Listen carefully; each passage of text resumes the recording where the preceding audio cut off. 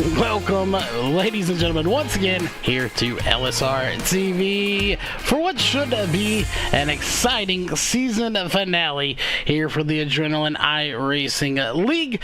I am, of course, your producer and announcer here tonight, Charles Wooden. Alongside of me is Sam Dyer, or Samuel. I don't know which you prefer. I call you Sam. It says Sam in front of me, so that's what we're going with here. It's Sam Dyer.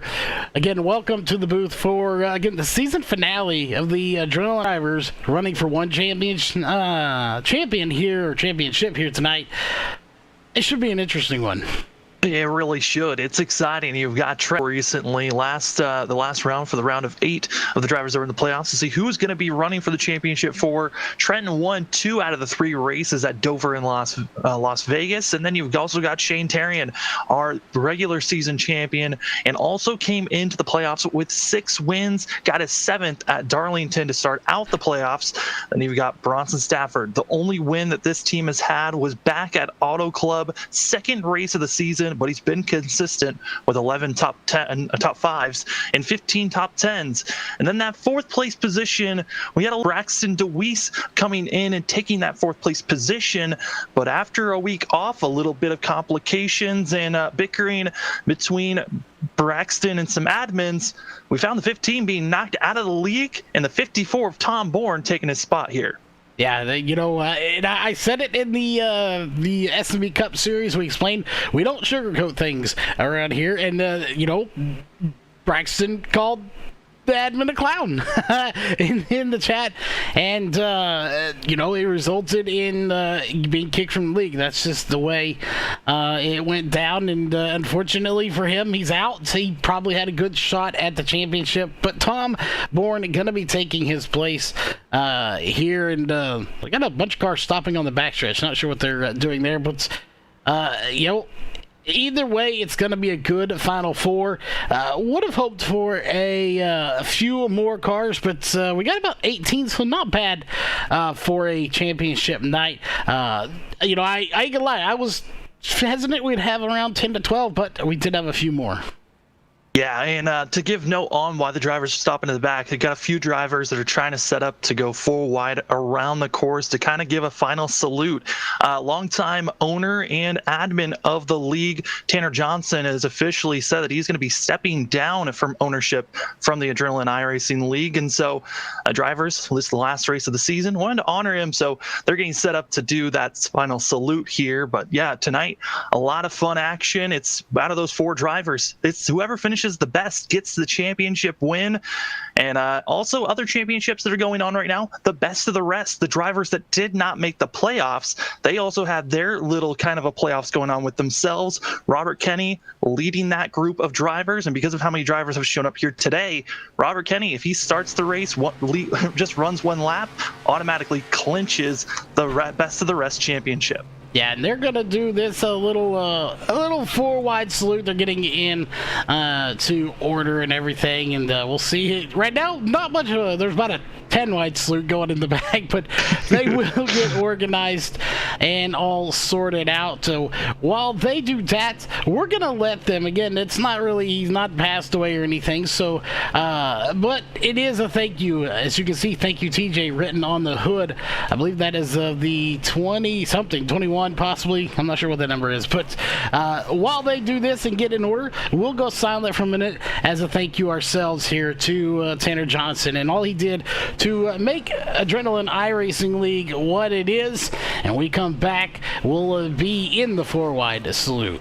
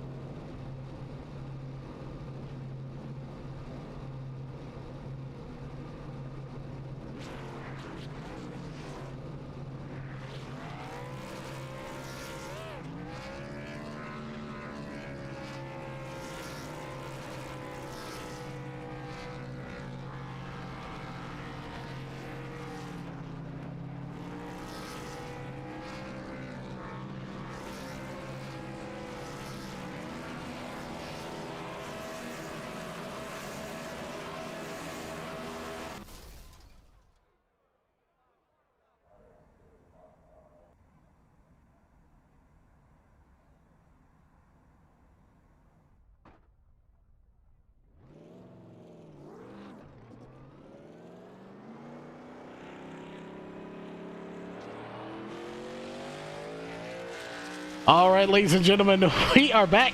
Not the most successful four-wide attempt. They were more than four wide, so we'll give them that. Qualifying is underway. I am about to step aside into my little producer's dungeon where they locked me away, and we did get note about 5 minutes behind schedule, but Wesley Outland is here, and he wanted me to tell you that he got late home from the races and had to do yard work. I think he probably choked on a bagel or something while eating cream cheese. I don't know. Hey, let me tell you something, okay? I'm missing Sunday barbecue dinner with the family to do this race with you, so you better be nice to me, because I got barbecue chicken and aluminum foil and cornbread, Jiffy cornbread, might I add, and some potatoes and onions and peppers and squash that I have bailed on to do this race with you. So be nice to me, him. In that case, we're going to go to court because I'm going to rebuttal that one. You're getting paid $10 an hour to be here. You can buy all the cornbread you want later.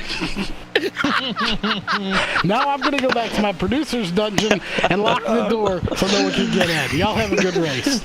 Well, good evening, ladies and gentlemen. Welcome to coverage of the championship race for the Adrenaline iRacing League on LSRTV. As him said, I am Wesley Outland, and yes, it was a late night at the races. There was a cancer benefit race where they done an auction, Samuel, and raised a lot of money for a lady that's terminally ill with cancer, somebody in the racing industry, and it was a late night at the races. And then to top it off, the water truck blew a pump while they were getting the track prepared, and over 50,000 gallons of water spewed on, let me correct myself as a broadcaster, Samuel, not spewed, flooded on the front straightaway, and they had to completely redo the racetrack and start over again. So yes, it was a late night. Racing didn't get started until 12:30.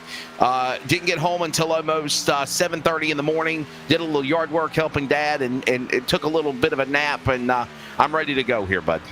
Oh, I mean, you gotta love when people come together, but when there's you don't want to see that much water come together. You missed the quote. Okay, you're elaborating more on that. 50,000 gallons of water.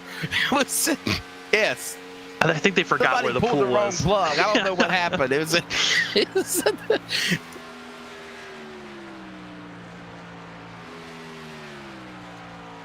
Yes. Okay, so Charles, you're in the dirt track industry. You know what a 50,000 gallon tank of water is. I mean, and it's in one place on the front straightaway. Yeah, that's like a flash flood warning. Yes, and I'm coming out of the dungeon just to say this. I turn my mic back on. Yes, so you think about it, a 48-inch typical, pool that a lot of people have here in America is around, I think, 24,000 gallons of water. So imagine nearly double that flooding one area of a racetrack on a dirt track. It's a lot of water. We're here in Atlanta. It's championship night. Samuel Dyer, 4 drivers have a chance to punch their ticket as champion for the series. And the man that got in as a wild card, Tom Bourne, is taking advantage of his opportunity to run a championship finale here tonight in Atlanta. He's at the top of the board right now in qualifying. Yeah, it was an incredible just kind of debate that was going on last week after Braxton DeWeese being removed from the league and being removed from being one of the final 4 racers. It was between Tom Bourne and also Logan Brakey to see who was going to be that final spot. And because of the average, they were tied points-wise, and the tiebreaker was who had the average of the best finishes in the 3 runs in the round of 8. Turned out Tom Bourne was the one that had the more consistent runs during that round, and so it gave Tom Bourne this final 4th position to race for a championship. And might I add, he's taking advantage of this in fine fashion as well, being fast qualifier at the moment. It's qualifying is looking to conclude. It looks like there's close to 18 drivers that will battle it out here for the finale at the Atlanta Motor Speedway. Hey, let's tell you a little bit about Atlanta Motor Speedway. It's a very special place near and dear to my heart because it was the first ever track that I got to announce NASCAR at back in 2017 with Ken Squire, my mentor and friend Ozzy Altman as well. And Atlanta is just an exciting facility. It's 1.5 miles. Of course, it was had a facelift back in the early 2000s or at the end of 99. They redid the racetrack, made it to what it is today. It used to be the home finale for NASCAR, before Homestead, before now Phoenix. And it is a fast track, even on the iRacing server. I'm telling you, it should be a good one. I'm sure you've already looked at the race analysis. I'm sure you've already looked at the, we haven't, the race 411. Let's take a look at it real quickly. Again, 200 laps for the championship. 30-minute practice concluded. You just saw qualifying wrap up. 200-lap race coming up here next at Atlanta Motor Speedway, and it's presented by Race on Texas. By the way, get that, if you're in the Arklatex area, get that speed pass for only $39.99. Half of the proceeds monthly go towards your local racetrack for dirt or pavement. Maybe they might blow a water truck gasket and have to fix their water truck and not have a big water bill. But anyhow, the conditions real quickly. Look at the weather. It is sunny and close to 80 degrees, 2-mile-per-hour wind speed. Track temp is warm, partly cloudy. So there you go. Lee Outland, Charles Wooten is in production. He'll pop in a time or two, a.k.a. him, if you do not know when I'm talking about him. That's his slogan in the production. So it is time for the Team 126 Racing starting lineup for the finale here at Atlanta. Championship from a wild card spot. Tom Bourne in car number 54. To the outside, Trenton Jump in the number 46. He's been the dominator of the series. Can he lock up the championship here tonight at Atlanta? That's row 1. Row 2, we'll find Alex Walter in the number 63. To his outside, Shane Therian in the number 38 machine. Row 3 on the grid, we'll find Gilberto Javier Gamero in the number 94, Olay. Tyler Stooksbury, the Tight End Loose Off podcast radio show on YouTube, number 19. Robert Kinney will start off in the 7th position in the 34. Logan Brakey to the outside in the 29. Samuel, I'll let you give the rest of the lineup. Yeah, going back to row number 5, it's going to be Caleb Smith and the former owner of Adrenaline who's stepping away. That's Tanner Johnson to his outside in 10th position. Going back to the next row, you've got Eric Stamp and also Joshua Altus, who's going to be in that of 12th position. Excited to see what the 5 has. He was showing some speed during practice. Didn't have the best qualifying run. Expecting to see the 5 move up into the top 5. And one of the drivers that I'm concerned about the qualifying run he had, that's going to be Bronson Stafford, starting all the way back in 13th. It's going to be a long run for this 61 machine if he wants to win this championship. And then to his outside, you've got that of Brockton Packard. Then starting of the last driver to put down a time, Matt Dyer, who I was talking to Matt, he felt very comfortable and confident. We saw that during the S&B Cup Series on Wednesday nights a couple of weeks back. Dyer almost won that race. We'll see if we can translate that here today. And then you've got that Evan Coleman, Mike Tellier, and Robert Sherwood in last place. 18 charter members of the virtual fraternal order to go fast. Set giddy up and gallop at one of NASCAR's fastest tracks, Atlanta. Championship 4 will become 1. Who will the champion be? Green flag is in the air. We're underway at Atlanta for the final race of the Adrenaline iRacing League. Look at the asphalt, Atlanta style.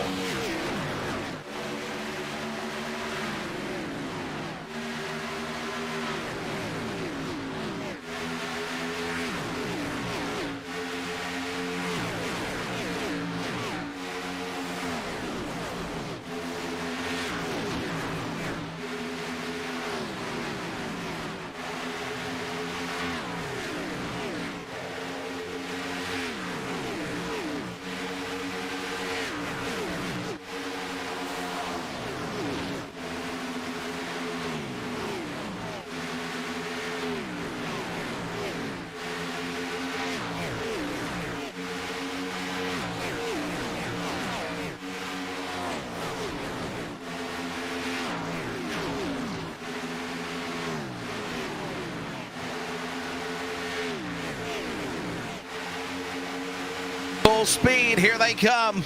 Green flag in the air at Atlanta, the championship. You know, here's the thing, Samuel. You got 4 drivers that are fighting for the championship, obviously.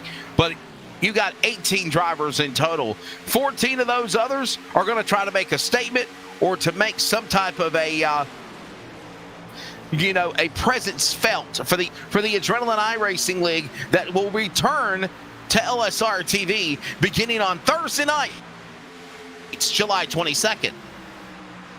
Yeah, for a lot of these drivers, this actually with that changing from Sunday to Thursday. I think about 3/4 of the league have already stated this is going to be my last race for this league until I see an opening in my schedule come up. So, for Tom Bourne, who's running for a championship, as well for Shane Terrian and Bronson Staff, confirmed they are not coming back for next season.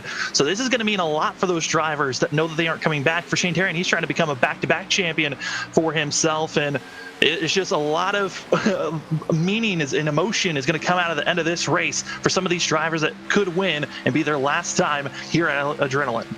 And Samuel, how special would it be for Tom Bourne if this is his last hurrah with the Adrenaline iRacing League, leaving as a champion?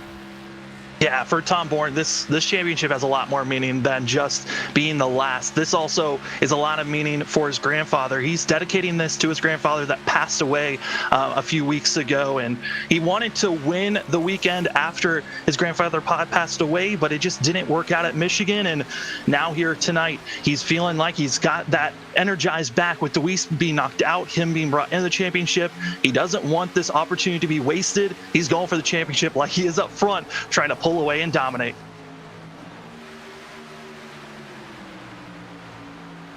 So the story is, who will it be? Tom Bourne, the man out in front, jumps there in second. Stooksbury, Brakey, all these drivers. Johnson, Tanner Johnson, the man that was the visionary behind the Adrenaline iRacing League.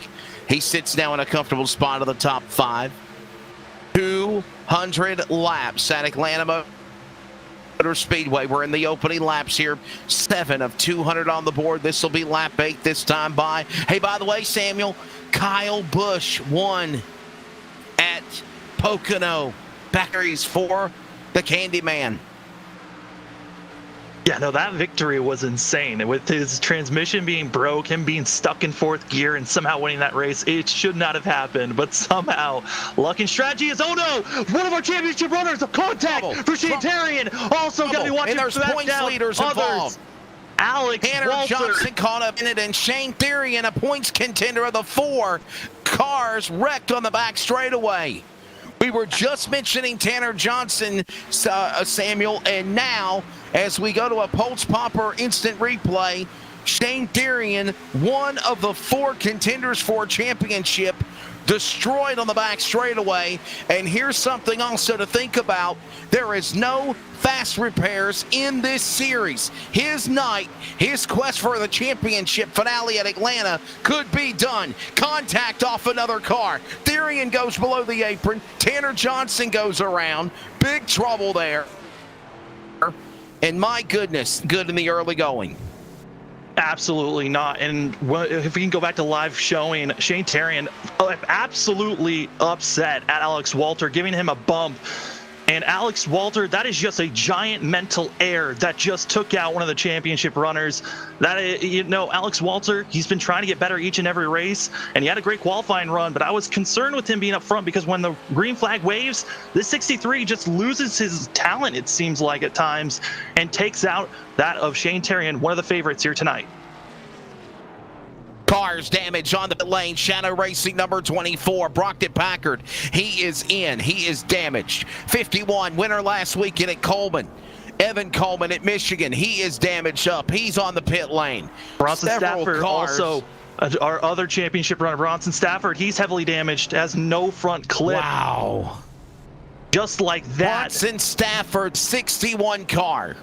Can we see a replay of this again? Let's take a look at a replay where several of the top points contenders, Samuel Dyer, are literally almost eliminated from an hopes a champion.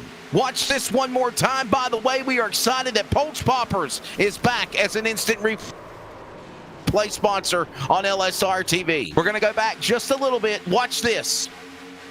Samuel, frame by frame, we're going to go back another lap. This is before the calamity happened, but you can literally see the buildup with Walter, that blue 63 car in the middle. In that pack, Smith is there, Shane Terrian's there, Tanner Johnson there in that 23, and this is the buildup before a massive calamity involving at least 2 of the 4 championship contenders here in the early going at Atlanta. Yeah, you're just going to see Alex Walter. He just drifts up into the wall, never thought about backing out, gets into the wall, bounces off, comes back in. It's so early on. There's no reason for him to be aggressive. And you also saw there on the top of the screen, the 61 running into that of Tanner Johnson, who also had nowhere to go. He was clipped, and in a blink of an eye, it went from a 4-horse race for the championship to it's now just Tom Bourne and Trenton Jump. And they're on the front row. Quick break. When we return, we'll be back. No, I'm sorry, we're going to stay on the air. My apologies. I thought we were going to go to commercial break after showing the replay, but we actually skipped the commercial to show you a replay of what this is big. Samuel, this changes everything. I normally use that quote in dirt racing with a late race caution at LRC, as I call it. This changes everything, and there's still 190 laps to go here at Atlanta to decide a champion. Yeah, 8 of our 18 drivers all involved in that wreck. 2 of them were our championship 4, and now it's a dogfight between Tom Bourne and Trenton Jump to see who's going to win this championship, unless we see somehow our front 2 get involved in this wreck as pace car is off. Pace car comes in, field back in the Geico restart zone, green flag back in the air, and Tom Bourne has set sail over Jump. They're 1 and 2 in the race. They're 1 and 2 for the championship as well. They're at speed back to turn 1. Breaky up on the racetrack is Stooksbury. He'll have also Matt Dyer licking his chops to the inside for the top 5 of the back straightaway. I mean, looking at these drivers so far, Trenton Jump, I was talking to him last night, and I was talking to all the Championship 4 drivers, asking them how do they feel about this race? What were some of the qualities they were looking for? And for Jump, he said early on, I got to figure out my tire strategy. This first stint is really where it's going to be important to figure out if I'm being too aggressive or being too lenient on my tires. And here he goes, side by side for the lead. Jump inside, Bourne on the outside. Can you say he was the wild card from the final 4? Braxton DeWeese could have been. He kind of had some verbal words with the owner of the series. In doing so, there was a penalty placed and contact between Tom Bourne and Trenton Jump. This is like a storybook coming to fruition here, a Cinderella story, if you will, Samuel, because, and you know this as well as I do, Tom Bourne has not series many times. He has struggled. He gets caught up in wrecks. He has problems. Oh, they're getting squirrely behind him as well. This be awesome if he wins the championship. Oh, it would be incredible. Tom Bourne has shown this season 3, maybe 4 times this season that he had the most dominant car. Thinking back to the last time we ran 200 laps at a 1.5 mile course, that was Texas, the last race of the regular season. Tom Bourne was the fastest car there, but he actually was running too fast to where he was burning off more fuel than the rest of the field. He had to do an extra pit stop because of that, and he threw away his chances of getting his first win. Still, the 54 is looking for his first win this season. He's got 2 poles, 5 top 5s, 15 top 10s. Tom Bourne, I mean, where he's running right now, has got to be feeling comfortable and confident, but Trenton Jump with that slight contact, he's got to be backing up, and here comes Robert Kenny in the 34 with a head of steam. Kenny ready to show his momentum here at Atlanta. Full speed off 2, back straightaway at Atlanta. And out in front, it is Tom Bourne. Jump gave him a little opportunity on the restarts. Maybe Jump has a better car than Tom Bourne. But once it's settled back in, you see the number 54, Tom Bourne, back out to the top spot. The wild card seat, if you will. He was the number 4, brought in at the last moment. I think this was, Monday night. He found out that he was going into the championship, and he is making a statement out in front. Jump, who did a phenomenal job in the number 46. What did he win? He won the race at Vegas and the opener race in the round of 8 to advance to the champion. He won back at Kansas to stop Shane Terrian's streak of 3 wins on round number 7 of the regular season. Then during our last round of the 8, he won at Dover, starting off that second round of the playoffs, and then also won at Las Vegas and had a lot of steam. Robert Kenny up front. He's on fresh tires during that caution, decided to take tires. Another driver that did so was that of Bronson Stafford. He's a lap down, but currently running where he would have been 3rd if he was on the lead lap. And look now at Robert Kenny. He moves to the lead in the 34. Robert Kenny, what a statement he's making. Another one of those drivers that has struggled throughout the years. And I think we know why. Tom Bourne has got blinking issues on the 54. Yeah, Tom's been having this issue throughout the season. I don't think it's something we have to worry about just yet. If we see him blink out for more than a half a lap to a full lap, that's when we have to be concerned. But he is blinking every once in a while. But for Robert Kenny, coming into this race, he was on top of the board for the Best of the Rest Championship, which was all the drivers that did not make the playoffs running for some prize money. Robert Kenny, right now, just by starting this race and all the issues other drivers have had, he has clinched the Best of the Rest Championship for the 34. Congratulations on that. But for Bronson Stafford, he's not out of this just yet, showing that if he's off sequence with tires, this 61, even with the damage he has, he's still a contender to watch out for. Trying to hang in there for sure. Obviously, if one of the four drivers, and the only reason I mentioned that is because you have Robert Kenny, who is the Best of the Rest champion. He has officially locked that up, so that is now official to Robert Kenny, the Best of the Rest champion, which means he'll basically finish 5th in the overall point standings in total. Kenny, if he wins this race, obviously that's a big statement for him. But the battle is also for the championship. That's what it's all about tonight in Atlanta. And honestly, Samuel, if Kenny wins, whoever's the highest finishing points man could lock up the championship. And that right now could be Tom Bourne from 4th to 1st. Wow. Yeah, I mean, they all came in and with $150 on the line for whoever wins this race. That's right. I mean, it's got to feel good to know that. I mean, actually, it's for the championship. It's $250. So a lot of cash on the line for the Drivers' Championship, and also a lot of pride for some of these drivers knowing that it could be their last race in this league. We knew that this was Shane Terrian's last race just because of the iRacing break limit line of the maximum I rating that you could have going into the next season. Shane Terrian would have been kicked out of the league because of that, and he's the only driver that they were kicking out with that call. But Shane Terrian is back out on track, and he's in the mix of this group for the battle for 7th. Shane Terrian, he's 3 laps down, going to need a lot more cautions, but showing with fresher tires, he's still a driver to watch out for. And the fact of the matter is Shank's moved up to a elite level with the big boys of iRacing, and it's time to move on. It's time to move on to another level, and hopefully we'll see him on another series on LSR. But and remember, this series for Sunday night, this is the finale, off for probably about less than 23, 25 days. But actually less than that, believe it or not. They will return on July 22nd. The July 22nd will be the Thursday night Thunder for the Adrenaline iRacing League. And it's been a while since we've actually done and I'll be honest with you, Samuel, since we've done a Thursday night series, one of my first forays coming on board with LSRTV as a broadcaster was doing the Next Gen AMA Challenge series on Thursday nights, and now we are bringing in the Adrenaline iRacing League on Thursdays. So it's filling up. Amazing what Jeff Stabnow, Charles Wooten, Rocket Media are doing, building up things. And by the way, stay tuned for details on a new bi-weekly road course Porsche series that will begin, I believe, this Tuesday night on LSR TV as well. Always excited to see new series being added to LSR TV, and throughout the week it's filling up. So if you want a spot on LSR TV, message and trying to get on board.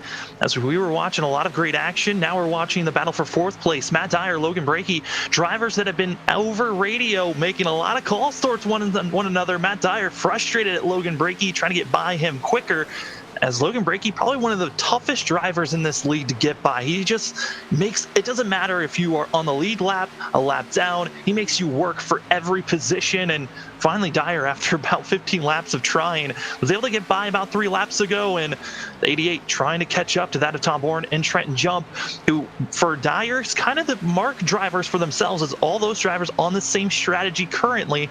Robert Kenny, he pitted during that caution. That is what has allowed the 34 to just gap himself from the rest of the field.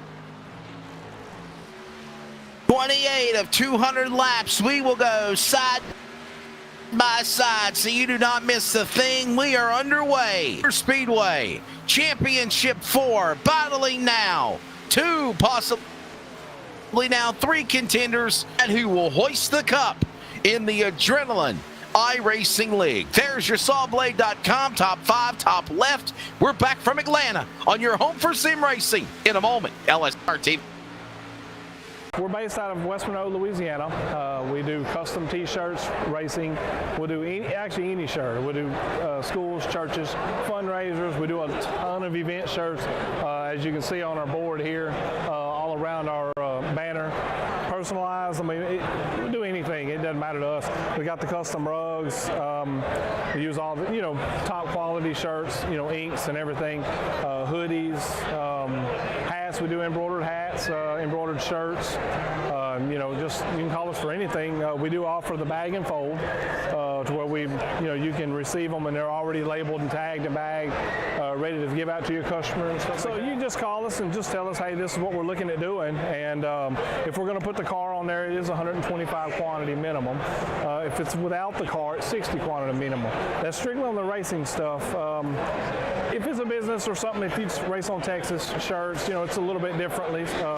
You can call us. It just depends on your quantity and ink colors. Everything is hand drawn. I mean, everything. We don't Photoshop anything onto a shirt or anything like that. Everything that we go through, everything is drawn, and which is the reason for the art fees. We do have several graphic artists that draw for us, and they're really good. So what we do is on any package that you do, we can mix and match. We can do any colors. You can do purple, red, blue, green, and do the rest black. It doesn't matter to us. With your design on there, we can do hoodies. We can do hoodies, long sleeve shirts, t-shirts, tank tops. It doesn't matter. I mean, it's almost limitless what you can do, and you can put all that together in that package to make that minimum requirements. They can call us 318-278-7191, or they can email us at bulletprooftees@yahoo.com, or they can go to the website bulletprooftees.com.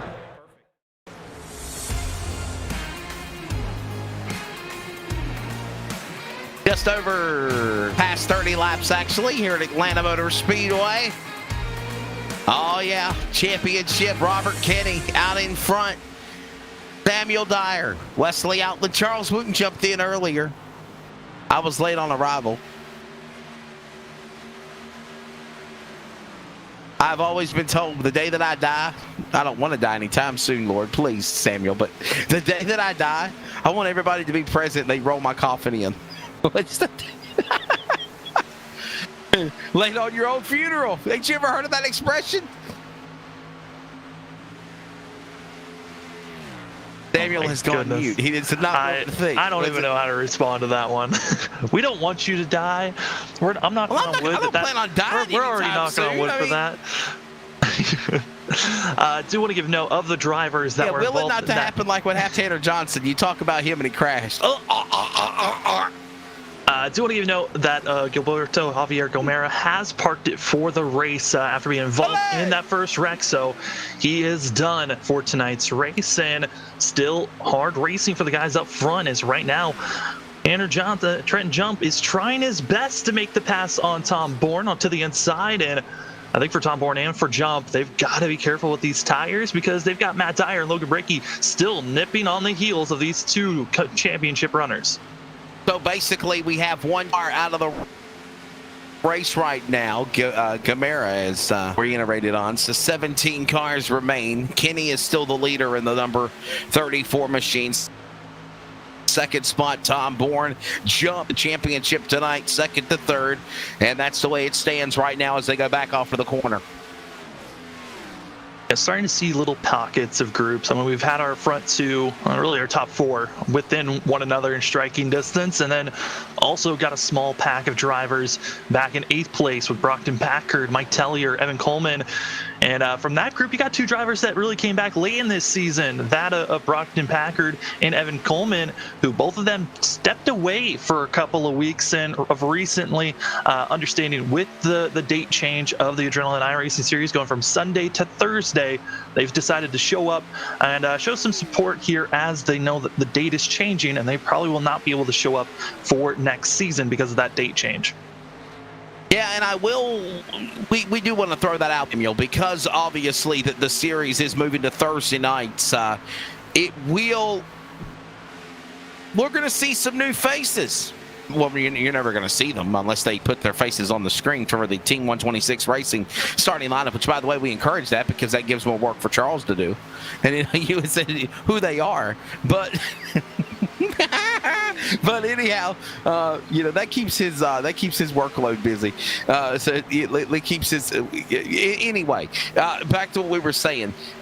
There will be new. You got me tongue-tied, him. There will be new drivers that will be returning or making their debut for this Thursday series. And Samuel, as far as what I've been told, this will be a season of right now for the Adrenaline iRacing League, the Thursday series. And then Tanner Johnson is stepping down. Yeah, no, Tanner Johnson, he's stepping down this season for season 3. Season 4, that's moving to Thursdays. They are still talking about who is going to be officially taking over. Okay, I know Logan Briggy is... Whoa, oh, look out! Brockton Packard having issues, and in front of him, more issues for that of Evan Coleman going off course. And that's not the first time that Coleman's been having issues coming out of turn 2. More tire wear. These drivers got to be concerned as the window for green flag pit stops has opened up for these guys. If they want to push it out another 10 more laps, they can make it. But Coleman goes straight into pit road after that fiasco for himself. Yeah, Coleman definitely with an issue on the 51 machine, and it's a break for him because his Toyota Camry went to victory lane at Michigan 2 weeks ago. Remember, they were off last week because a lot of our buddies and myself as well were at Nashville Super Speedway for the NASCAR Cup Series Ally 400, and it looks like Coleman is out. Wow. Not liking how loose the car was.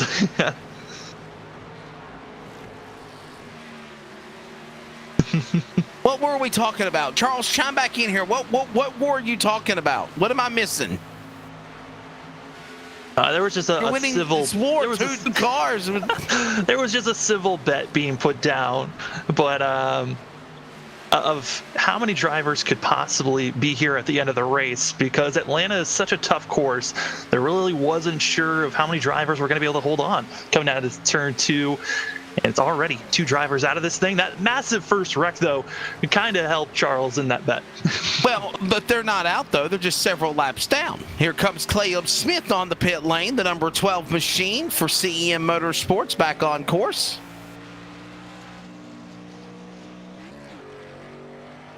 Coleman and Gamera are out of the race. We do know that much. That we do.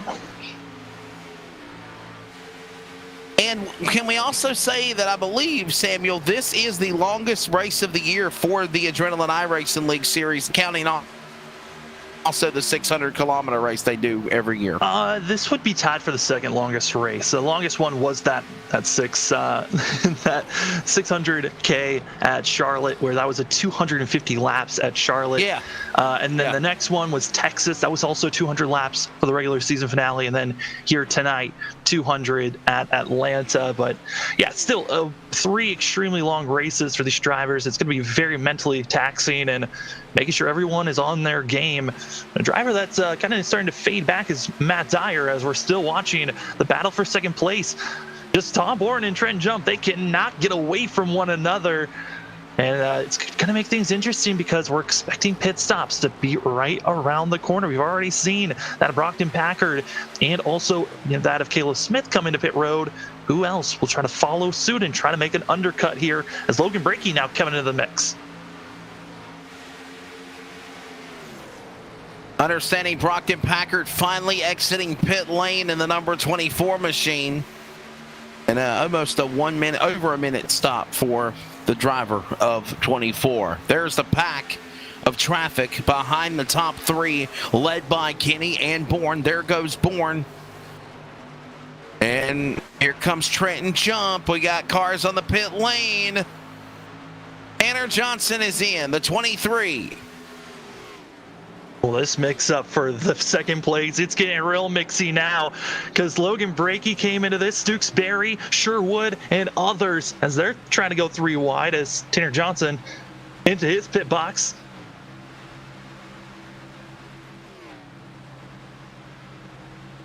I thought for a second that it was said "Thank you, Texas," abbreviated for Charles Wooten, but it's actually a "Thank you, TJ" car, reminiscent of me and Ricky Bobby from Talladega Nights. Thank you, TJ. Thank you, me.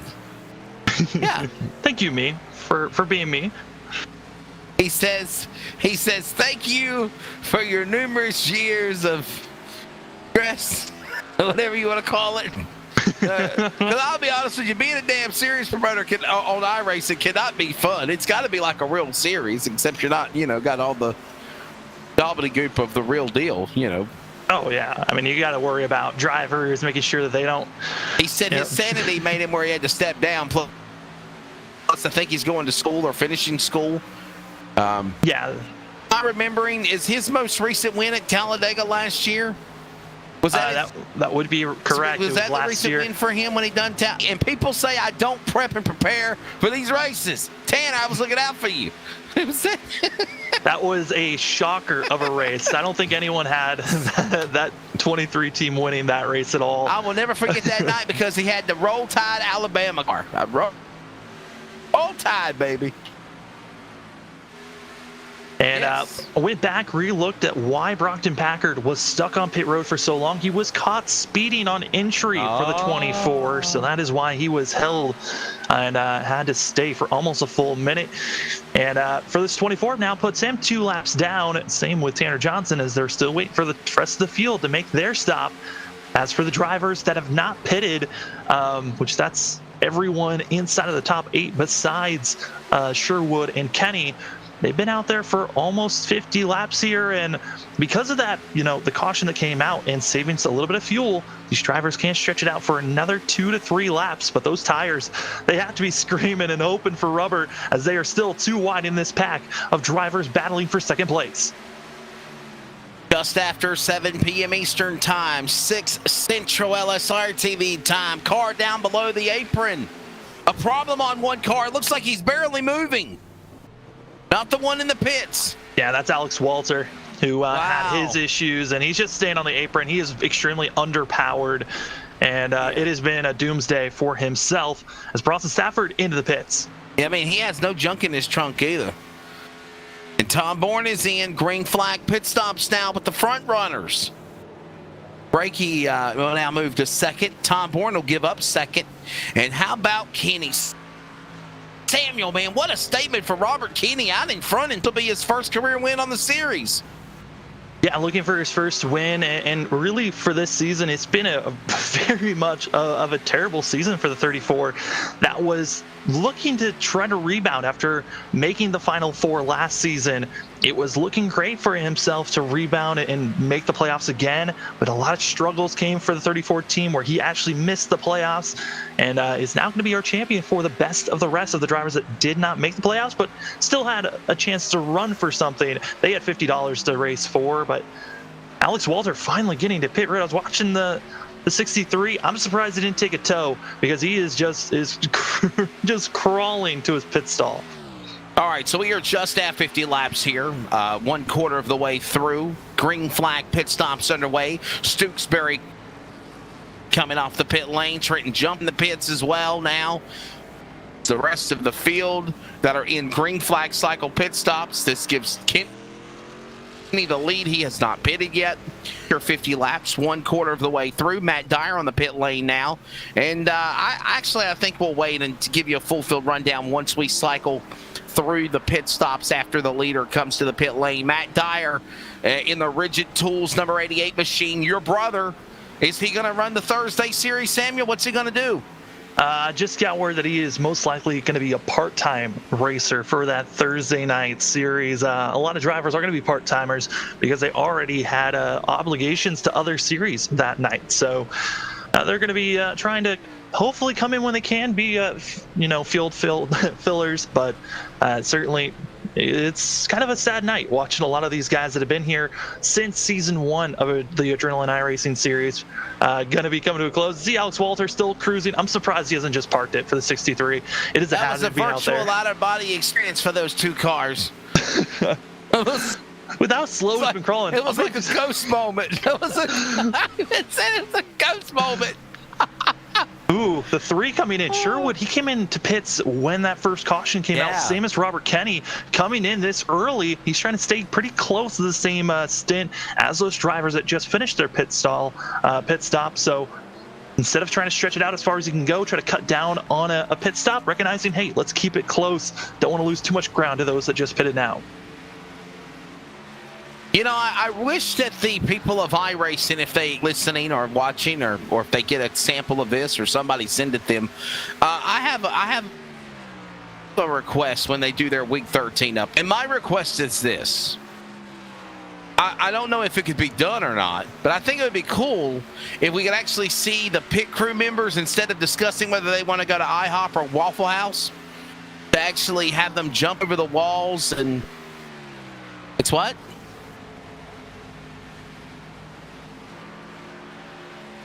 Well, us as spectators and broadcasters, we want to see people in boxer shorts, in swimming trunks, changing tires. You said. That would be, I think, wow. That would be interesting.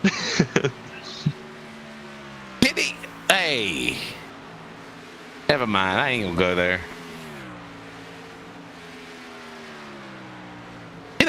Why?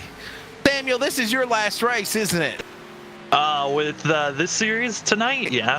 I'm not coming back. You're not doing the Thursday? Why, man? You see, I come to work for you. You got tired of working with me. Well, no, it's how some of the drivers, they have to drop out because they already had obligations that night. Same for me. I already had obligations that night. But I might show up late in the season at times. But once in a while. Yeah, I probably won't be a full-time guy. Be a field filler. Hey, I need you. Hello. Kenny has not pitted yet. Go figure. Yeah, Kenny can go for another 2 to 3 laps. Yeah. That's what I'm saying about a 60-lap green flag run here. Pitted, so for sure. And I don't know if actually, if I remember correctly, Samuel, Robert Kenny was one of the cars that first cautioned with the big wreck. He did pit. Yeah, he does have some rear end damage, and him having fresher rubber has made him, that's why he's been up front and having a chance to even compete here. So he needs to be off sequence if he wants a shot to have a good finish. But the longer that he stays out, the more that he's giving other drivers a chance to unlap themselves, like Logan Brakey right now, unlapping himself, and Mike Tellier getting by. And I think that he has to come in this time by for the 34, and it looks like he's kind of starting to show signs of trying to get low. I don't know if he's coming this time. He hasn't shown any reported that he's coming in just yet. But I will report that Alex Walter, he has parked it. That's 3 drivers that have DNF'd here tonight.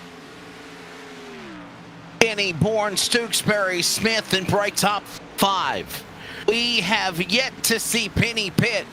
Penny, though, is letting all of these lappers back on the lead lap. You better remember that as a common courtesy if you ever try to, lap Robert Kenny, or Kenny wants to get his lap back, but he's doing this. Yeah, staying out. I mean, it's not a bad call. When you know that you're not racing for a championship, stay out as long as possible. Wait for a caution, and caution never came, so has to come in, get service done. Ooh. And just a lap would go from that. Bronson Stafford also coming in. Stafford was a lap down, trying to get his lap back, was not able to, and now it's the question of who can try to rebound here and have a good run. Because currently, right now, Tom Bourne is ahead of Trent Jump by quite a big margin of about 3, almost 4 seconds is the difference between that of the 54 and the 46. And I will say this as well, Samuel. Robert down to the pit lane. He was smoking his tires on the pit entrance. Gotta wonder if maybe he might have been going a little official right now. But we'll definitely check with the Adrenaline iRacing League officials. He has been announced on the CEST on the number 34. But again, I just wanted to emphasize that possibly there, because he was really squealing, smoking those tires, coming down to the pit lane to get on the binders to avoid no penalty on the 34. Yeah, and what's the big thing is for these drivers is that you can get a little bit aggressive on entry. That's how you gain time from some of the other drivers, because you find drivers being a little bit timid on entry and exit, try not to make any mistakes of speeding on entry. But if you've really honed in practice on how to enter these pit roads with older tires, you can gain about a second and a half just by being more aggressive, which is track time that you are gaining over the drivers around you. So now that everybody has pitted, cycles around, full field rundown here at the Atlanta Motor Speedway in the championship race. Tyler Stooksbury is now your new leader in the 9th. Bourne is second. Logan Brakey is third. Matt Dyer fourth. Mike Tellier is in fifth. Trenton Jump sixth, seventh, fifth, and of course, 8th right now is the driver of Robert Sherwood. 9th, Joshua Altus, and that's the way they stand with half the field. And Samuel will give you the rest of the rundown.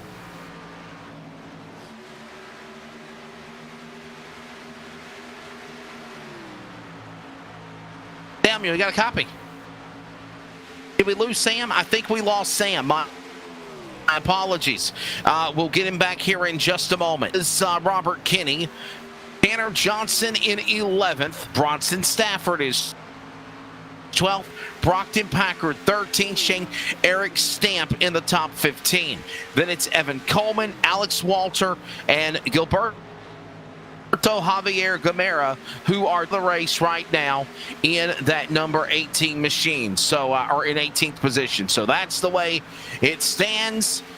Just moving past lap number 65 here at the Atlanta Motors LSRTV coverage of the championship finale for the Adrenaline iRacing League. The voices on the broadcast is Samuel, the outlet Charles Wooten jumping in earlier to fill in for my late arrival, and well, not late arrival, just semi late arrival. It's not a late arrival though. It doesn't mean I'm really late. Partially late. Anyhow, well, I'm pretty sure that thinking 6:30. The saying is time, and it's actually. I mean, Wesley, if you're 5 minutes early or late, so you were really late by being 5 minutes late. So I don't know why I was thinking 6:30. I was, I'm going only on 3 hours of sleep, and we do a lot of series, and a lot of them go to like 6:30, 9:30 at times. It's either like straight at those times. You don't really see people starting 11:30 at night. Yeah.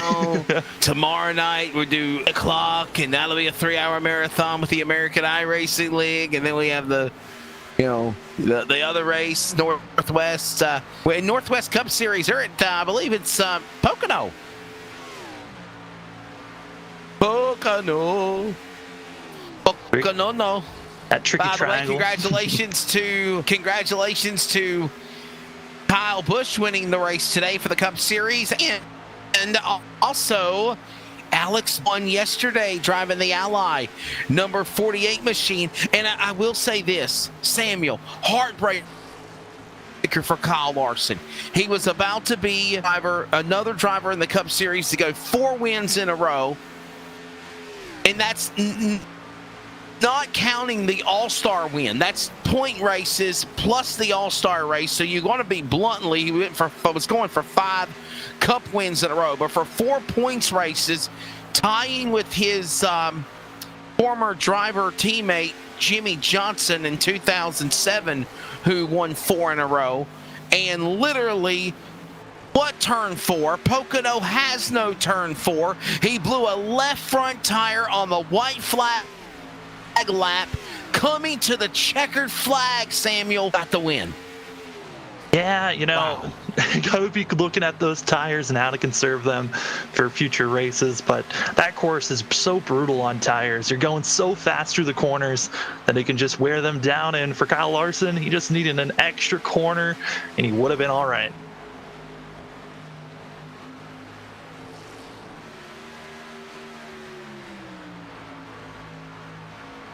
Well, looking at the field right now, Tom Bourne, second place for himself, trying to get by that is Tyler Stooksbury. And Stooksbury, this is a surprise to see him up in the lead, but certainly came with a major run.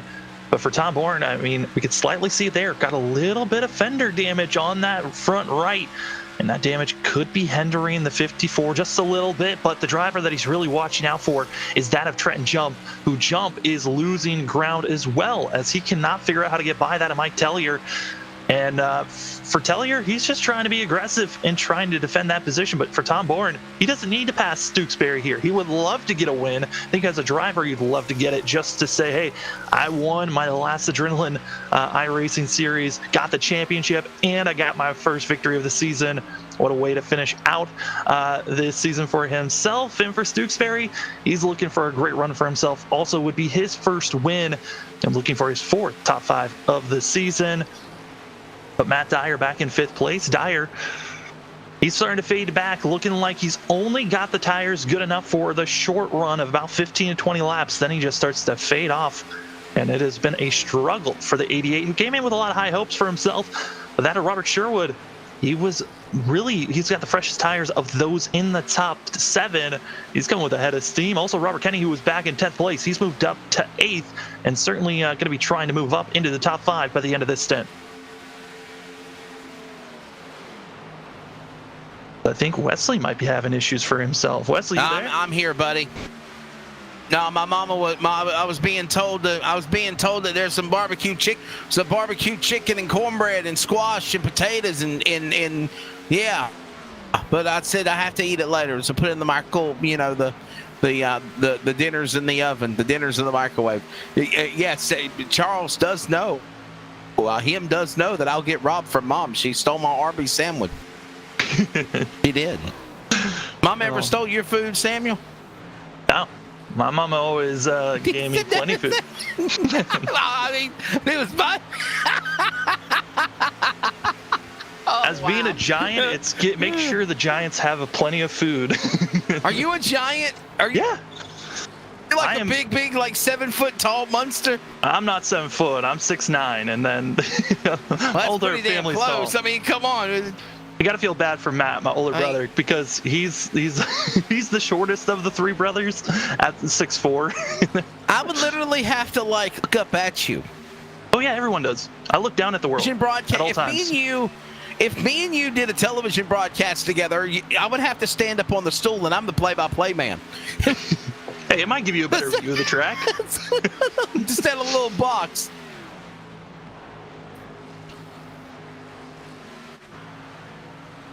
I'm about 5'11". Almost 6 foot. Okay, 5'9". I'm 5'9", 5'10". I'm being. I mean, if I wear my cowboy boots, I think I'm around 7 foot, so it works out.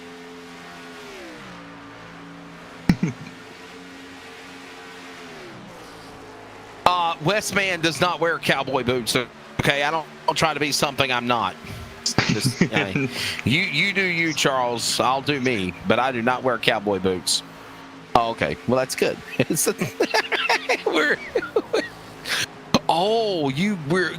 wear. Oh, that's right. I forgot. I can't say it because you can't hear him.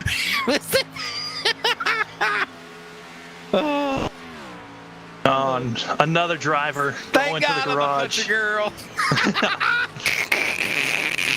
Everyone's in the driver's chat pressing F for respects as Brockton Packard has parked it for the day, not able to finish out this race. And I admire that. He's out of the race. He's not in the race here at the finale for round 19 of the series. There's a race and you're not in it. Get out of the way. And he says, I'm done for. I'm going to let these guys have at it. Have at it, boys. Nothing wrong with that. Matt, let's bring this one on home for supper. I haven't. That's up for another 2 hours for me.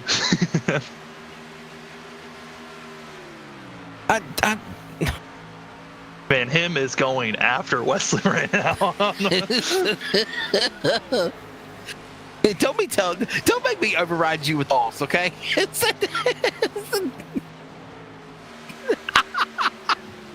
The manager, what is the difference? I mean, there's a title. There's too many Chiefs and not enough Indians at Rocket Media.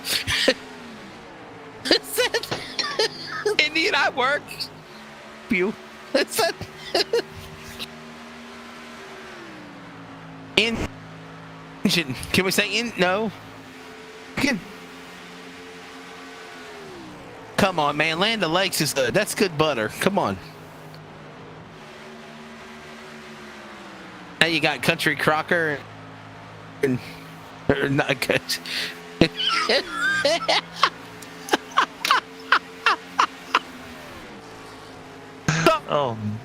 Blade.com, top left, there they are.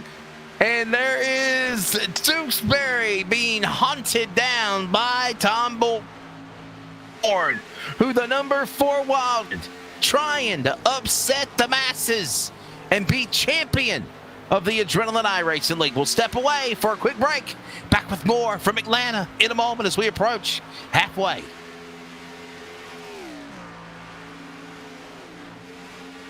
Stop wasting sunshine. Today's the day that you can learn how you can slash your high electric bill. Ag Solar Solutions has helped farmers, we've helped business owners, and we've helped homeowners cut their high electric bills with a photovoltaic system. We do ground mounts and we do roof mounts. Now's the time to find out. All you have to do is send me a text to Mike Harold, the Solar Dog. I'm looking forward to hearing from you.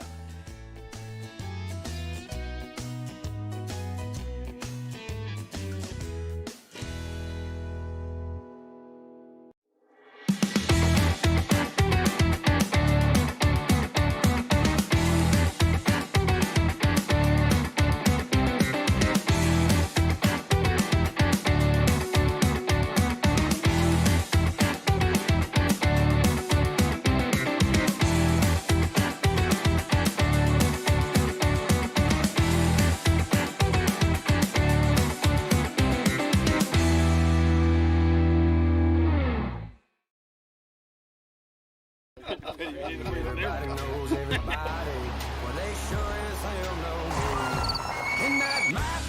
that. Look how wide that deer is. Oh my god.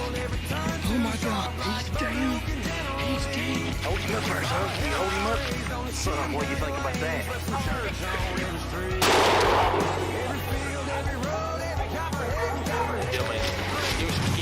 Excited? After me.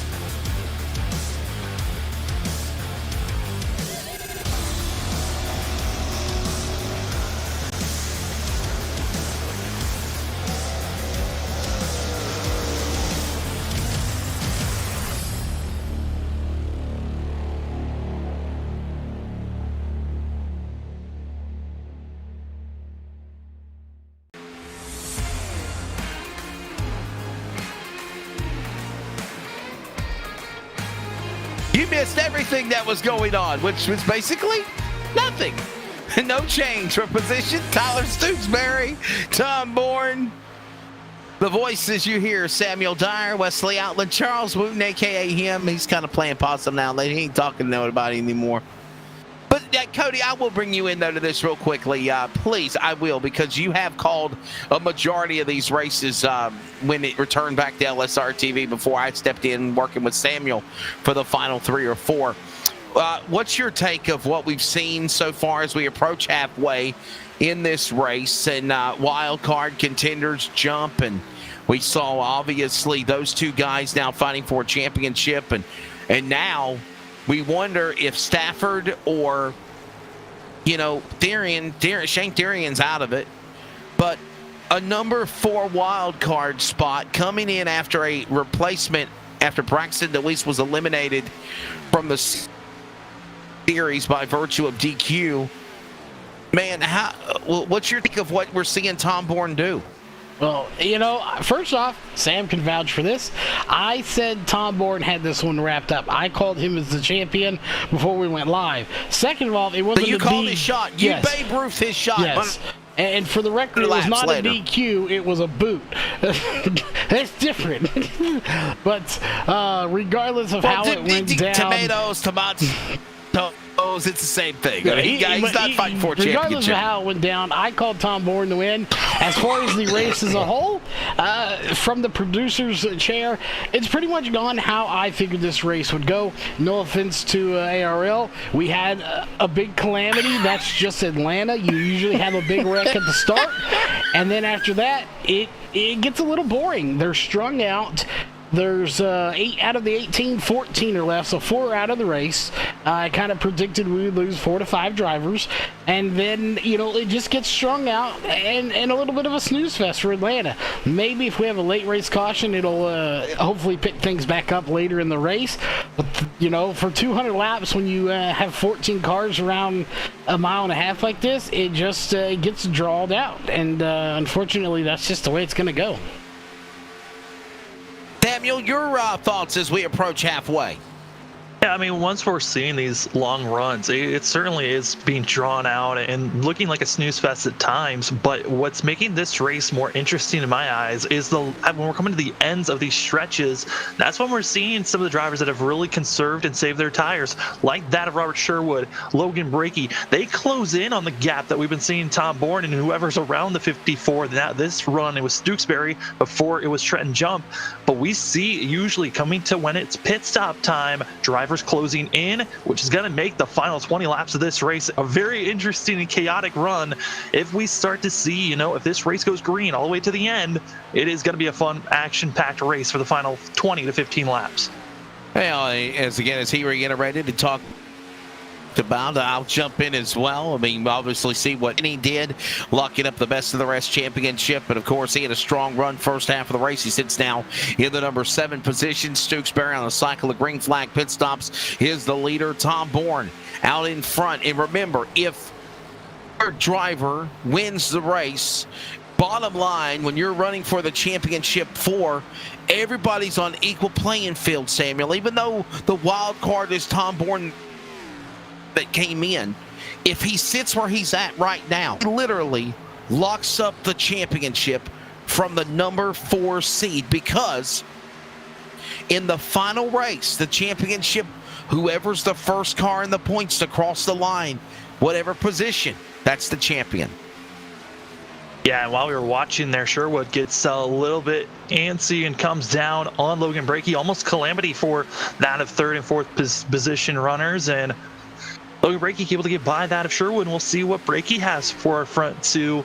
Yeah. Logan Breakey, one of the harder drivers to get by, but certainly one of the more consistent drivers that we've had of the guys that have been not able to get a win. I mean, Tom Bourne, when he's up front doing well, he's one of the drivers that probably should have gotten a win so far this season. But for Breakey, he hasn't been getting a lot of top 5 finishes, but certainly a lot of top 10s that have been giving him a lot of points that kept him in the round of 8 and almost got him into this championship run. We are approaching halfway here at the Atlanta Motor Speedway in about another couple of laps. Tyler Stewksbury continues to lead the way. Let's give you your full field rundown right now as we approach lap 100 in about a couple of more moments. Tyler Stewks leads the way. Tom Bourne is in 2nd. Logan Breakey 3rd. Robert Sherwood is 4th. Matt Dyer is the top 5. Trenton Jump is in 6th. Robert Kinney is 7th. Mike Tellier is 8th. And Samuel Joshua Altus is halfway through the field in 9th position. Yeah, and then in 10th, that's where we're going to be finding that Caleb Smith, whose first car 1 lap down. And then Bronson Stafford, he's going to be in 11th. He's currently 2 laps down, needing some caution help if he wants to get back into the mix of a championship hunt. Then you got Tanner Johnson in 12th, who we've already noted that the 23 machine, who has been the owner of the Adrenaline iRacing series, has officially given a response that he's going to be stepping down last night. So for season 4, new ownership going to be for this league, as well as a new date. So it's going to be a lot of tough decisions for the new guys that are going to be taking over this series. Then in 13th, you've got Shane Tarian, another one of those drivers that needs a caution help, 3 laps down. Same as Bronson Stafford, caught up in that first wreck of this race, about 10 laps into this thing. And then Eric Stamp in 14th. He is with no nose, no clip. He's just puttering along, hoping to see more drivers having issues to possibly gain some other positions.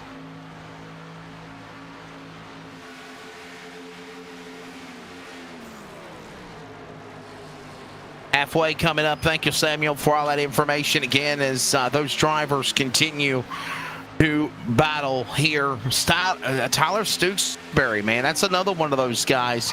The tight end loose off number 19 machine. Tyler Stooksbury being patiently could be the opportunity. I believe, Samuel, would that be his first year Adrenaline Series win? I believe it would be for the tight end loose off number 19, Tyler Stooksbury. So, yeah. Tom Bourne, here comes another cycle of green flag pit stops. Joshua Altus, Samuel, one of the regulars, a former series champ on the S&P Cup Series, and Altus is spinning on pit road. Oh, contact for Tom! Tom Bourne got collected on pit lane. Are you kidding me? And Tom is pissed right now. I mean, in one fell swoop, he went from the dominant car to just furious.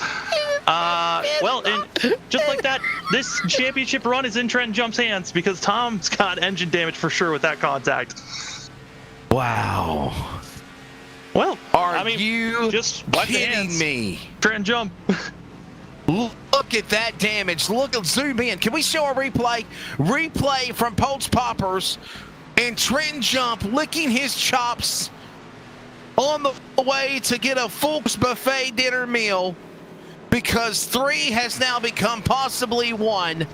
Look at what happened to Tom Bourne. If the man had no luck, if the man had bad luck, good luck, he'd have no luck at all. Seriously. Samuel, my goodness. Well, for 100 laps, we got to see what a championship race was looking like. But, and he'd already had damage on the valence on the right front. Look, watch this. Locks it up, just spins, and honestly, would have been better if Stooksbury just launched his car up into. Oh boy! Also, some other incidences. In a penalty? Did Tyler Stooksbury get a penalty? Stooksbury did not get a penalty, but Matt Dyer missed pit entry and actually came back up onto the track, and I believe he might have made contact with Bronson Stafford. That's your brother. My goodness. So here's the thing. As we are after halfway, green flag stops underway. Look who's back out in front again. Surprise, surprise. Robert Kinney. Does Tom Bourne... Oh, wow. He is still on the pit lane. Oh, my goodness.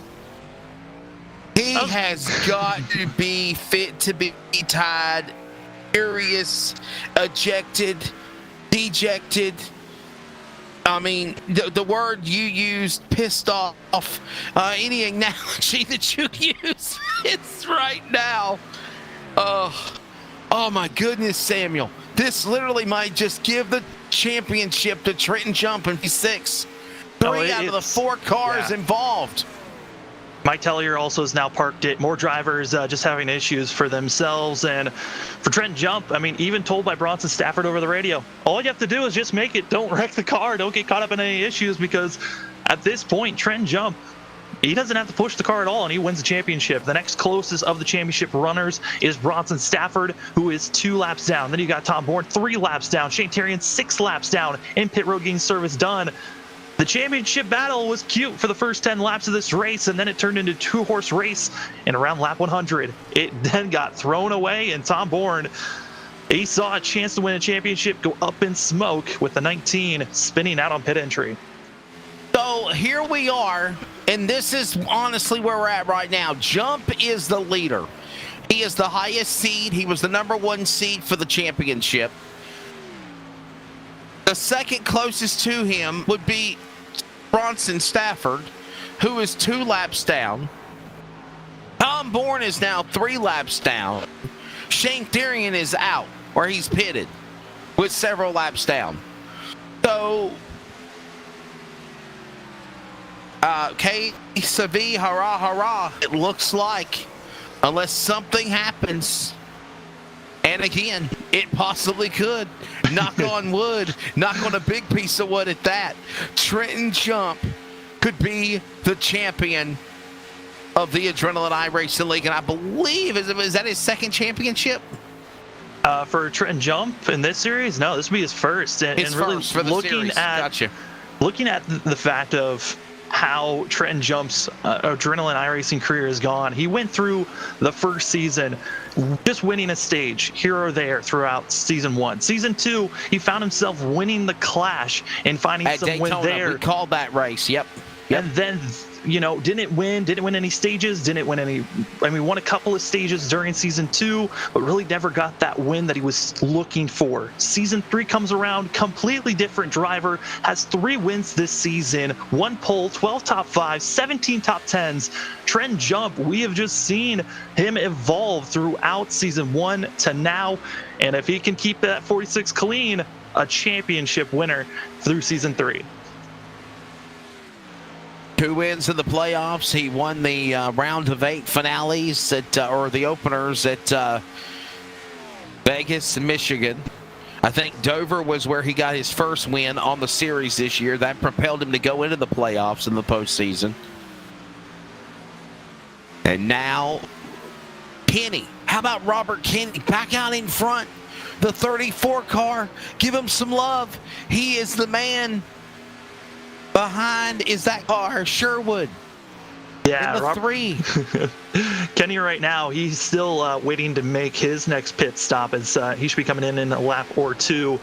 But putting himself in a position where he can be up front and only late 5 in a cars run. on the lead lap, by the way. 5 cars.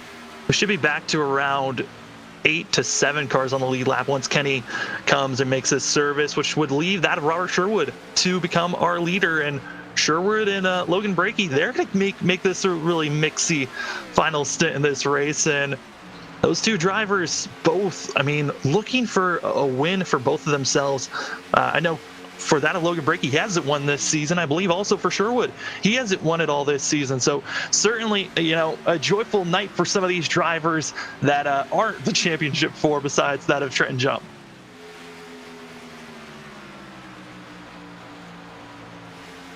Boy, oh boy. For the final time on a Sunday night, we kick some asphalt for you here at Atlanta.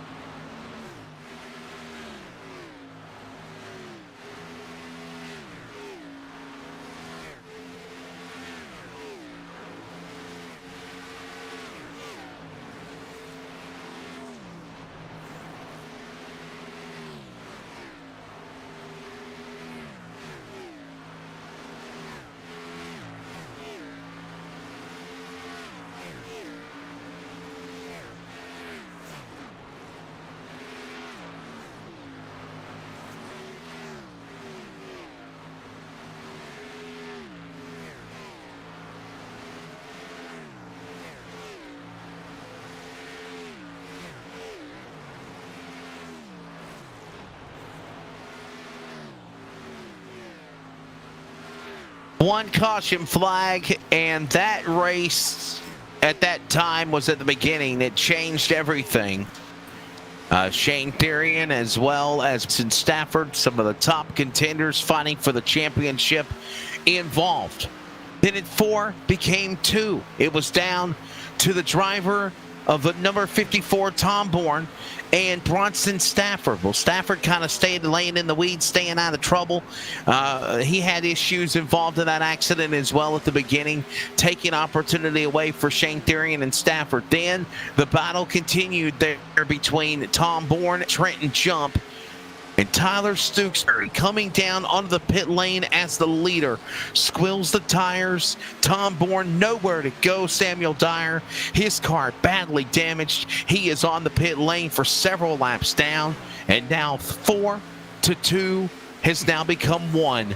Trenton Jump just needs to stay where he's at in P3, and he will lock up his first career Adrenaline iRacing League Championship at Atlanta. Yeah, Trenton Jump trying to go for win number 4 this season. Also trying to get that championship victory, which is looking very good for the 46 team. The only thing they've got to be aware of is that there is one more green flag pit stop. If we stay green for these drivers, aimed around a lap 150, might be seeing some drivers go around lap 155 to 160. But this certainly the whole entire scale of this race just got tilted to Trenton Jump winning this championship. I mean, it was going to be a great battle between himself and Tom Bourne, and then, you know, just drivers that are not a part of the championship costing the championship 4 with just simple, you know, mistakes, locking up your brakes coming into pit road for Stooksbury, and then also, you know, seeing Alex Walter in that first wreck in the first 10 laps. Just, you know, little mistakes that you don't want to be seen ruining a championship contending race, and just like that, it's now 1 out of our 4 that's really racing.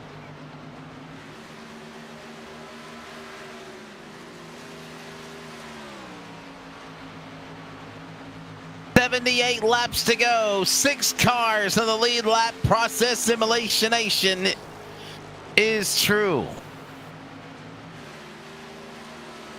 I was trying to say process of elimination. I had process of elimination in my head, and somehow or another that is not the words that came out. Do what? I keep hearing something saying user is this. Oh, that's why. TeamSpeak, shut up. It kicked me out. I hit the wrong button. My bad. I was about to say I didn't ban you. Welcome back to the broadcast booth. We're just practicing social distancing for a minute.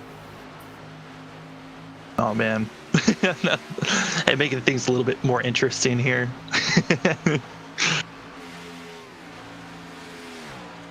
As Caleb Smith, he's now into pit road, getting his service done.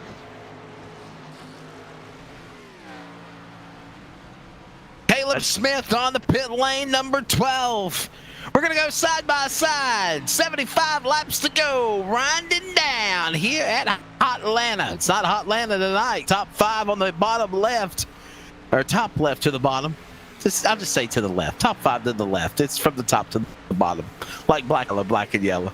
We'll be back with more from Atlanta in the final race for the Adrenaline iRacing League on LSRTV. We're based out of West Monroe, Louisiana. We do custom T-shirts, racing.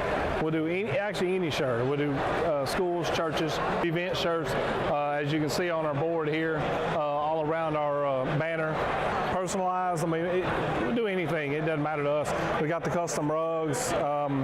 We use all the, you know, top quality shirts. You know, hats. We do embroidered hats, embroidered shirts.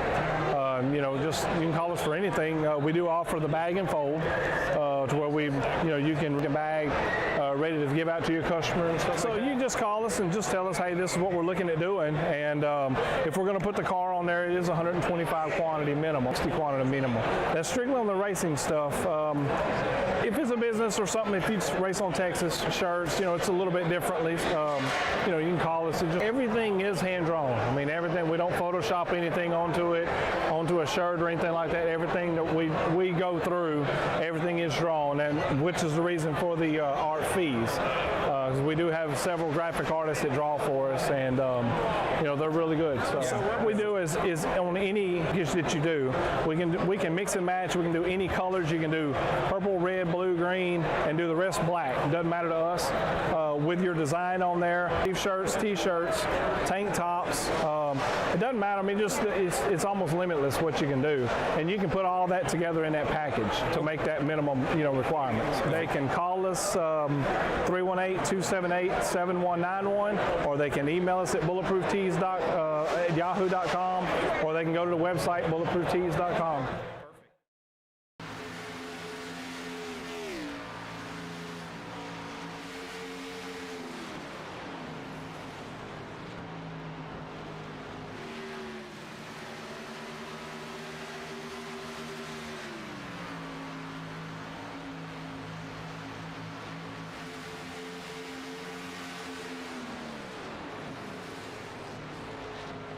Welcome back. I want to give a shout out to our buddy Braxton DeWeese, who is watching the broadcast. He just hit me up on social media, just watching, saying hi, what might have been, and he just said, "Hey, I wanted the trophy." Yeah. Anyhow, this show continues. It's not been much of a show since the big wreck on the.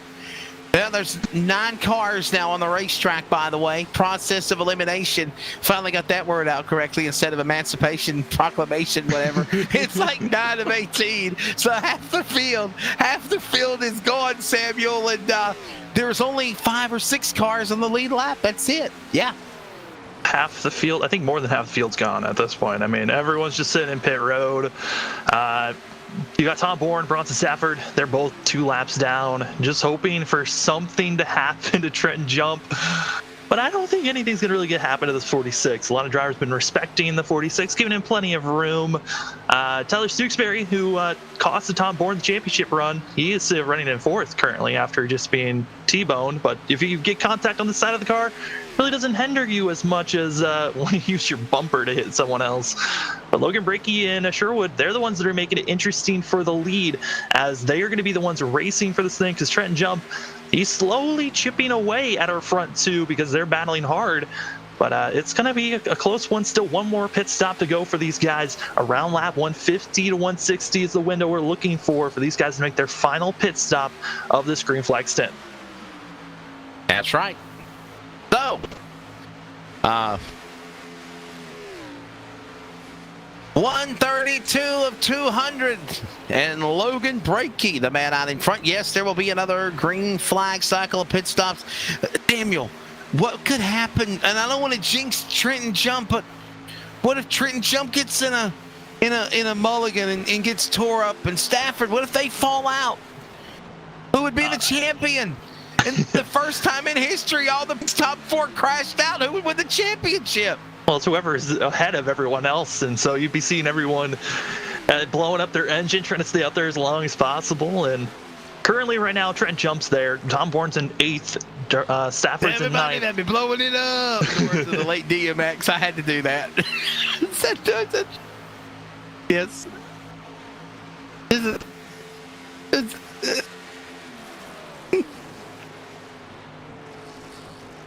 It's like a countdown. 4 turtle doves, 3 cars left, 2 a lap down, and Logan Brakey in the lead. Now, that is probably your best one yet. Oh my gosh, Wesley, yes. That was amazing. Someone clip that, please.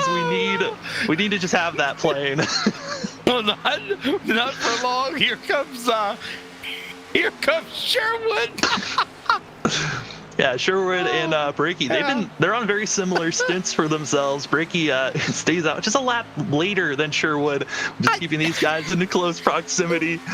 But people ask me all the time. They say, "How do you come up with the stuff you broadcasters come up with in your head?" And I'm just like, I don't know. You paint a picture, tell a story. I guess I'm thinking about Christmas, which, by the way, Christmas is officially 6 away. Unless you celebrate Christmas in July like my family does, and you get a pair of socks and boxers. You know, Well, we celebrate Christmas in July, and you get a pair of boxers and sock holiday that holds you over during the hot, sweaty summer months. He was.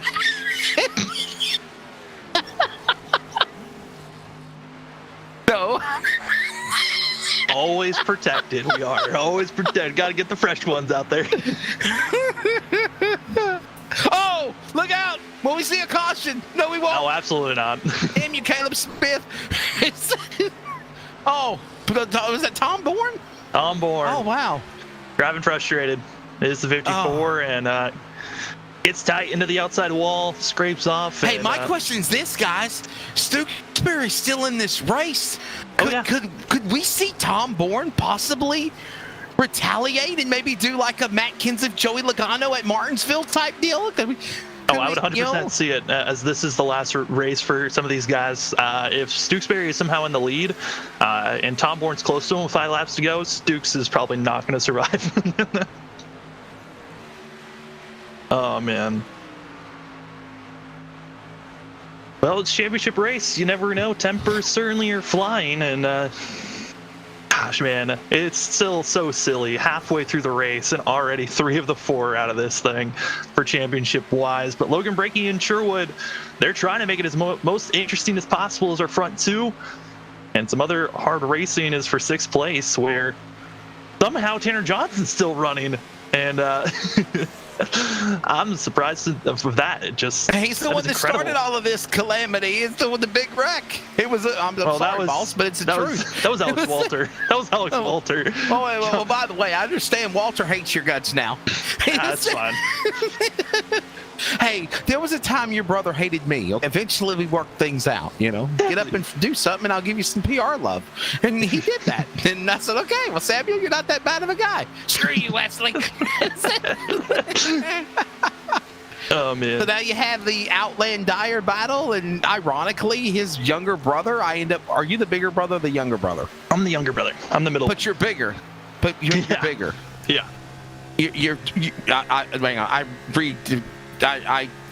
Let me enunciate that description of big again. You're the younger brother, but you are bigger than he is. Ooh. Whoa, here comes Sherwood. Real tree to the inside. Up. Whoa. Oh, no. Little Logan Breakey getting a little loose there, though. He started to break loose. Maybe Moosehead got a little. Yeah. Hang on there. Might have had a little bit too much Moosehead lager. I mean, I touched on this. Logan Breakey, one of the toughest drivers to get by. Hey, pit stops again. Johnson is in. Yeah, Johnson was one of the first drivers coming to pit road, so he's going to be starting this stint a lot for these guys. And we have lost another driver, Caleb Smith. He has parked it, which if somehow Shane Terry can get back out there, he could gain himself a couple of positions, but that now engine makes is gone. 10 cars out of the race. Thank you for that update. Leaderboard. There are more cars out of the race than in the race. And 4 cars. We're down to the final 4. False news, fake news. They're picking them up again. They're back on the lead lap. 6 cars are on the lead lap right now. Yeah. Well. There goes Tanner Johnson. Hey. Thank you, TJ. We just have to say thank you, TJ. Yeah. This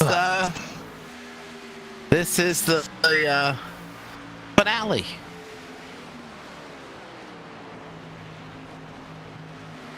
By the way, that countdown for Partridge in a Pear Tree. Oh my God! Come on, Wesley. Partridge in a Pear Tree redone for this race. I want a soundbite of that, Charles. I want you to loop it or soundbite it or whatever. Christmas in July is coming. I'm sure it will. I hope you do. Take the time to do it because that was classic. Even we got to make sure that is how we introduce every championship race. There you go. They'll be like, who the hell? Who's Breakey? Who's Breakey?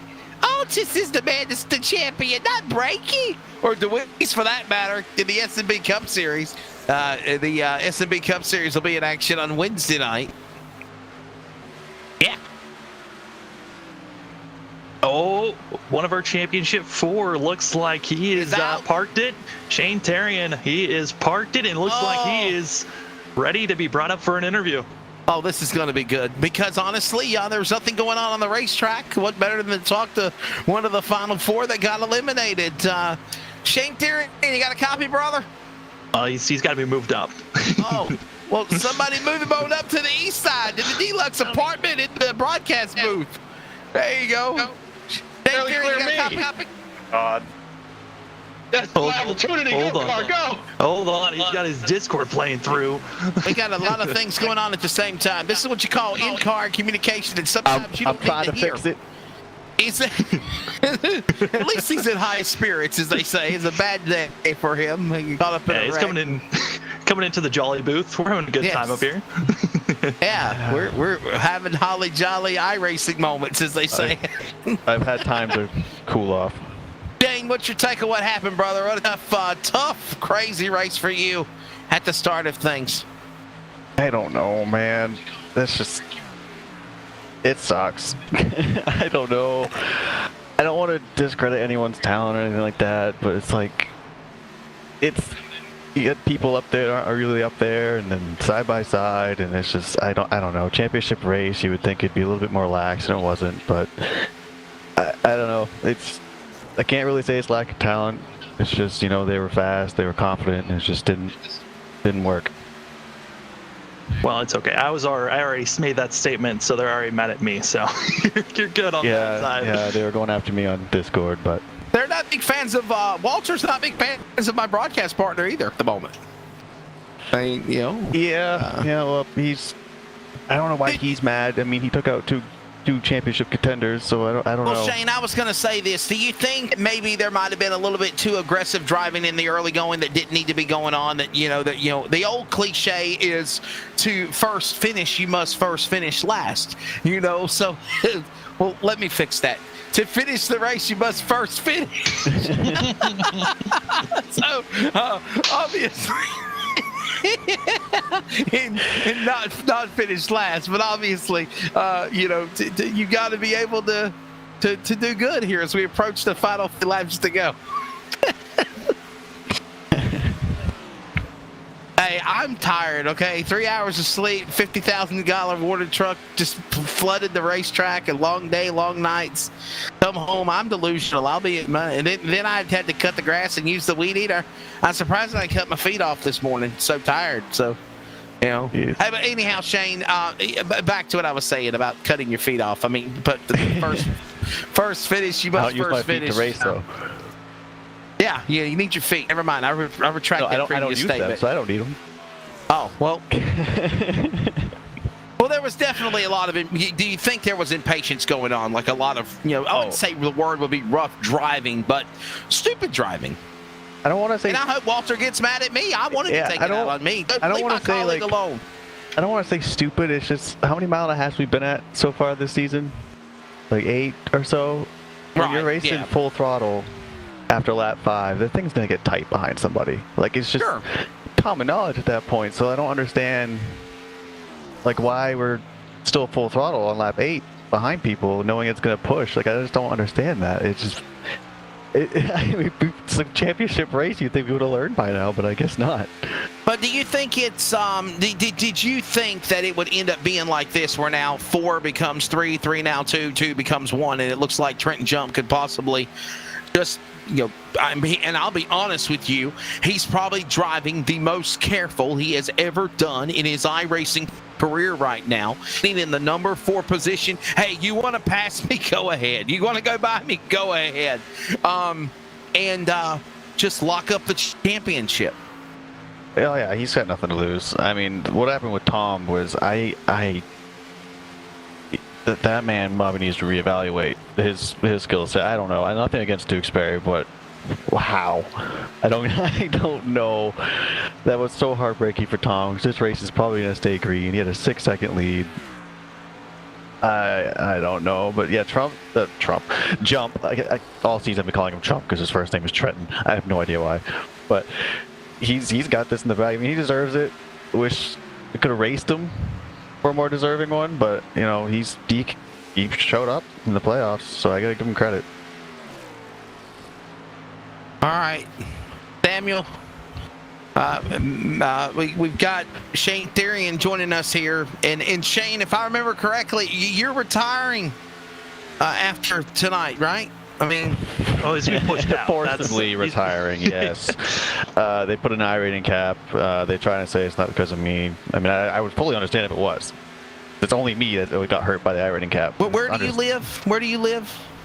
I live in Maine, but there's a lot of leagues nowadays that have like a 4,000 iRating cap, so I can't do much racing anymore. I'm not necessarily retiring. Well, obviously, you're not eligible to run the North Series, but what if we created like a Southwest Series or something, the Southwest Cup Series? Yeah, who knows? Because I want to do another Cup League with the new cars, but everyone has an iRating cap, and I can't do it. Yeah. Upper Edge. Well, it there needs you to come go. back because Upper Edge's last season. No, not last. Second to last did season, good? I was the champion for that one. So I was about to say, yeah, you did. That's right. Yep. Yeah. That well- league started my iRacing career.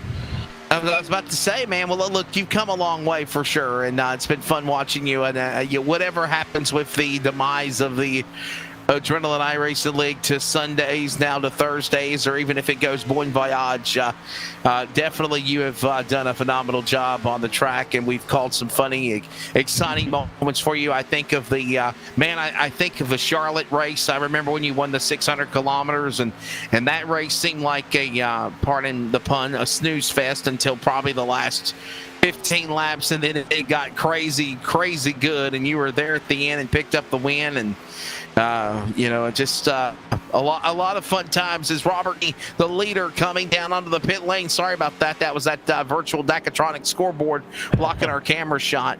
Stafford's on the pit lane. And we'll be right back with more coverage on LSRTV in just a moment from Atlanta, the final race for the Adrenaline iRacing League.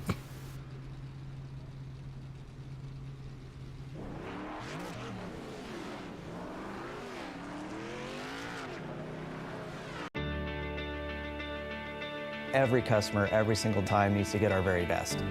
From moment one, my goal managing a team here in the dealership is to make sure that that customer's experience is the very best that they've ever had. We expect and demand total transparency. There should never be a time in that transaction where the customer is wondering or not quite sure of what they're buying or what they're paying or those sorts of things. And having that transparency and doing things the right way is super important.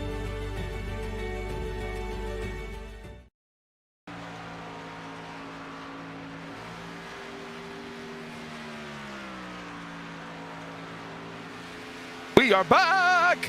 50 laps to go. Under 50 laps to go. And we have now got Bradston Stafford, who could be the champion if... no. Yeah, okay. We have... there's Jump. So the Ford Performance car right now in second, but he's not pitted. He is the points leader by virtue of the championship 4. Yes. So Trenton Jump has pitted. My apologies. It happened during commercial break. I missed it. We have Jump now in second. If he stays where he's at, championship is his. Tom Bourne is several laps down, back to 8th. Stafford behind him, same amount of laps down in 9th. And obviously joining us in the broadcast booth of one of the championship 4, Shane Therian. Shane, you want to take up broadcasting and get out of driving and be a broadcaster? What do you think? Or maybe we could do like last night where Alan Bestwood and James Hinchcliffe on CBS actually interviewed Tony Stewart while he was racing on the track. Yeah. I was actually going to ask you guys if you wanted to do that for tonight's race, but I'm glad I didn't because I didn't last long. Well, the thing is one time I tried to do that and we failed miserably. Jeff Stabnow crashed his truck, and I said I'll never do it again. So yeah, I'm good with talking to driving because we're always loud in our Discord. So we tried to talk to him during a green flag run, and let's just say he got into Snake's corner and just walloped the wall, and then I never heard the end of it. Samuel, you were there. They said it was my fault. It was your fault. You No, don't start this with me again. I told you I cannot control the steering wheel. Oh. Samuel's back after Alex Walter gave him a virus or something on his. No, it's just been one of those days where you just step away every once in a while. Yeah. I do want to say something though. Go ahead, Shane. You have the floor. You have carte blanche. Finally. I will say I know I'm a little angry right now. I have a little right to be, but overall, I've been with this league since season 1 to see how much better everyone has gotten has been phenomenal to see, except for like maybe a couple. But I mean, look, you got Breaky in second, and you got Jump gonna win the championship. I mean, I'm happy about it because I want to say that maybe I've jump to the lead. By the way, Trenton jumped to the lead. New leader, Trenton Jump. But yeah, might as well jump. Yeah, I just want to say this. I know I give this league some crap, but I'm passionate about this league. I love this league. I was happy to be here, so just wanted to say thank you to TJ and all them. So I no hard feelings. I'm just upset right now, so I hope they didn't take anything I've been saying a little personal. They know me by now, so that's all I wanted to say. Instead of saying it in the text chat where it can get misconception, misread or whatever. So.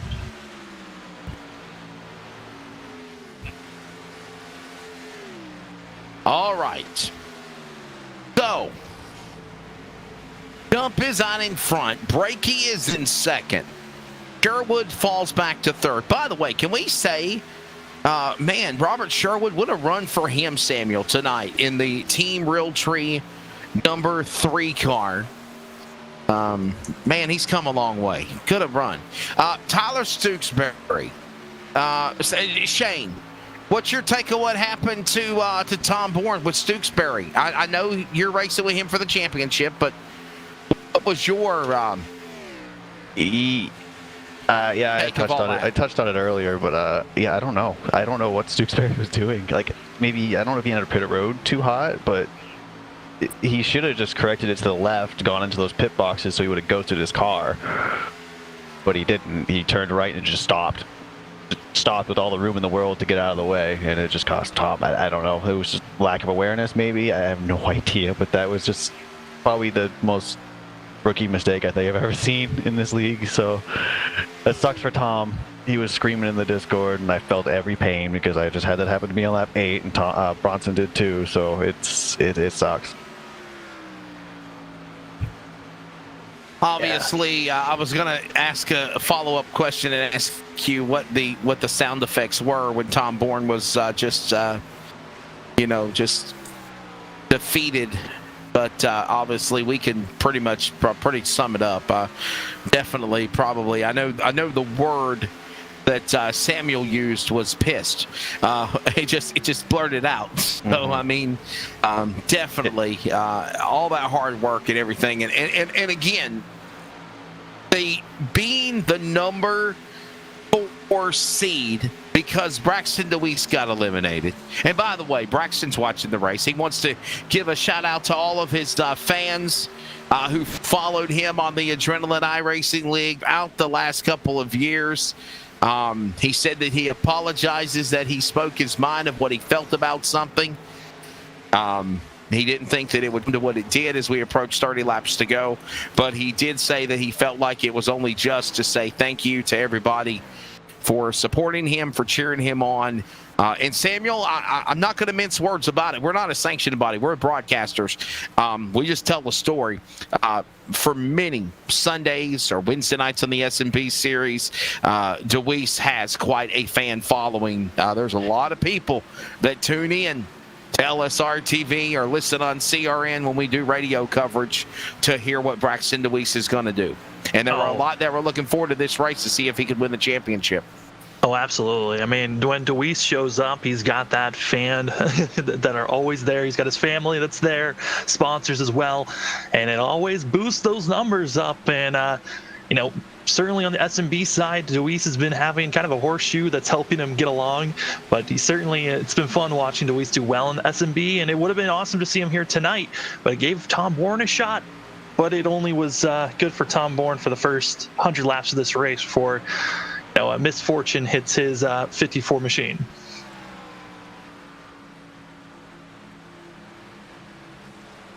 I don't want to be biased, but I hope Brakey wins this race.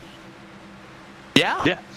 You want to see Logan Brakey win? Why? It'd be awesome. He's been getting a lot better. I don't think he's going to, because I know what Robert Kenny's fuel mileage is right now. I think he's actually done pitting, and they all have to pit one more time. So if there's no caution, it's going to be Kenny. But if caution comes out, I'd like to see Brakey do it if he can, but I don't think it's going to happen if it stays green. We've had one caution flag, and that one caution flag literally just changed everything. And you've heard that scenario used before in broadcasting. Normally it is used at the culmination, the climax, the finish, late race cautions. This changes everything. Samuel, that big multi-car wreck on the back stretch, started by Walter and company, that changed everything. And the entire race since then, as we approach the final quarter of a distance of this finish, less than 30 laps to go, 26 remaining now, coming to 25 remaining. It literally just made this entire race tape out to what would be in 4 drivers having a chance to battle for a championship. Now, just one car doing what he needs to do, possibly get by Brakey to win. I know Shankterian is picking for Brakey to win, but Jump's got this. He's got it in the bag.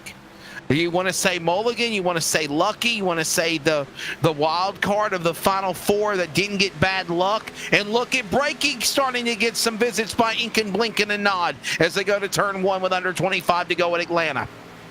Yeah, Brakey's been starting to blink here in the past 50 laps, but this is also another thing kind of similar to what Tom Bourne was having throughout the season of connection blinking issues have been on the 29 throughout the season, so I'm not too worried about it.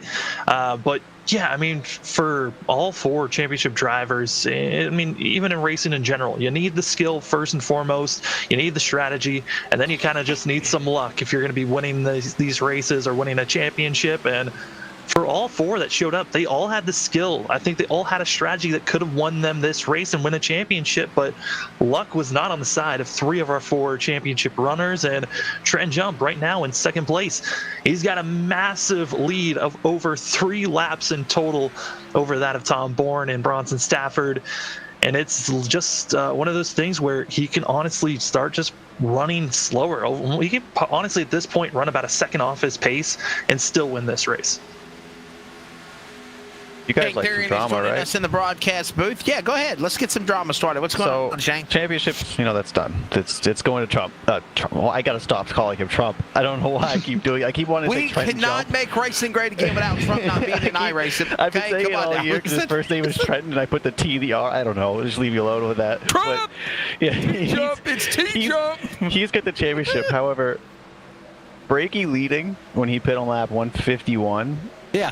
When you're leading, you can only go like 45, 46 laps on fuel. Unless he gets behind Jump, he's not going to win this race. And Jump, you see he's not trying to pass him. He's going to save more fuel.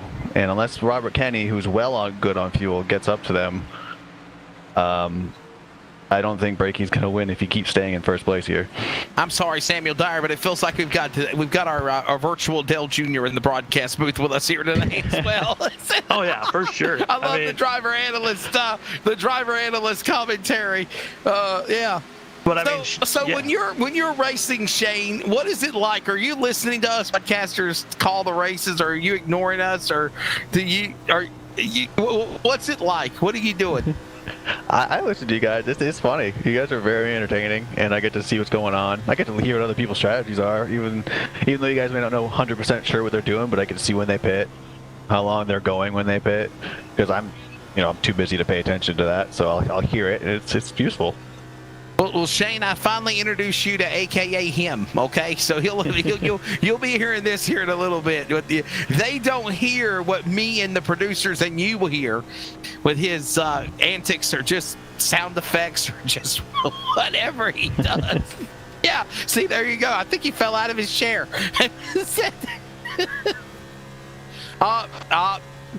He is playing with RC cars because he finds sniffing super glue more entertaining. For anyone who knows him, it's not surprising. Oh, there you go. He's sniffing bait for later. Stay tuned. That's dessert. Well, I know we're having fun. I do want to throw out this strategy, though.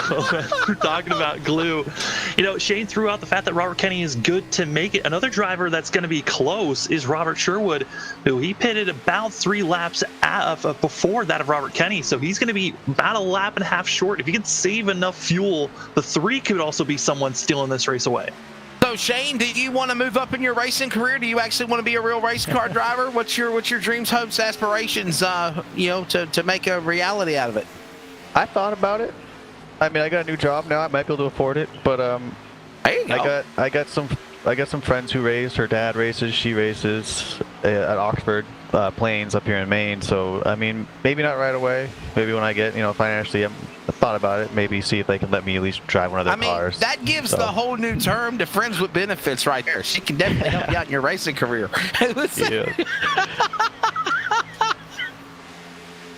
who knows? I would love to, but a lot of money. Definitely. Yes, racing is an expensive sport for sure. Definitely. Well, what do you want to move into? Late models, modified, 4-cylinder? Oh, there you go. Street stock cars. That's what if you ever get a street stock, I come to a big race every year. I do it for MAV TV in January, Dillon Motor Speedway, the New Year's Bash. You should come down for that. Yeah, one of my good friends, Bree, she races in the street stocks. She's a 2-time champion, I think. Oh, I hope she's not watching. I'm getting this wrong. She's got more wins and championships than Danica Patrick. Go figure. Yeah, she just. Oops, did I say that? I'm sorry. She just won this past Friday, so that's good. And by the way, Justin Hinchcliffe did a better job in the SRX broadcast booth than she's done the last 2 weeks. Just saying. Sorry. Stafford's on pit road. This changes everything. Not. Oh, that's.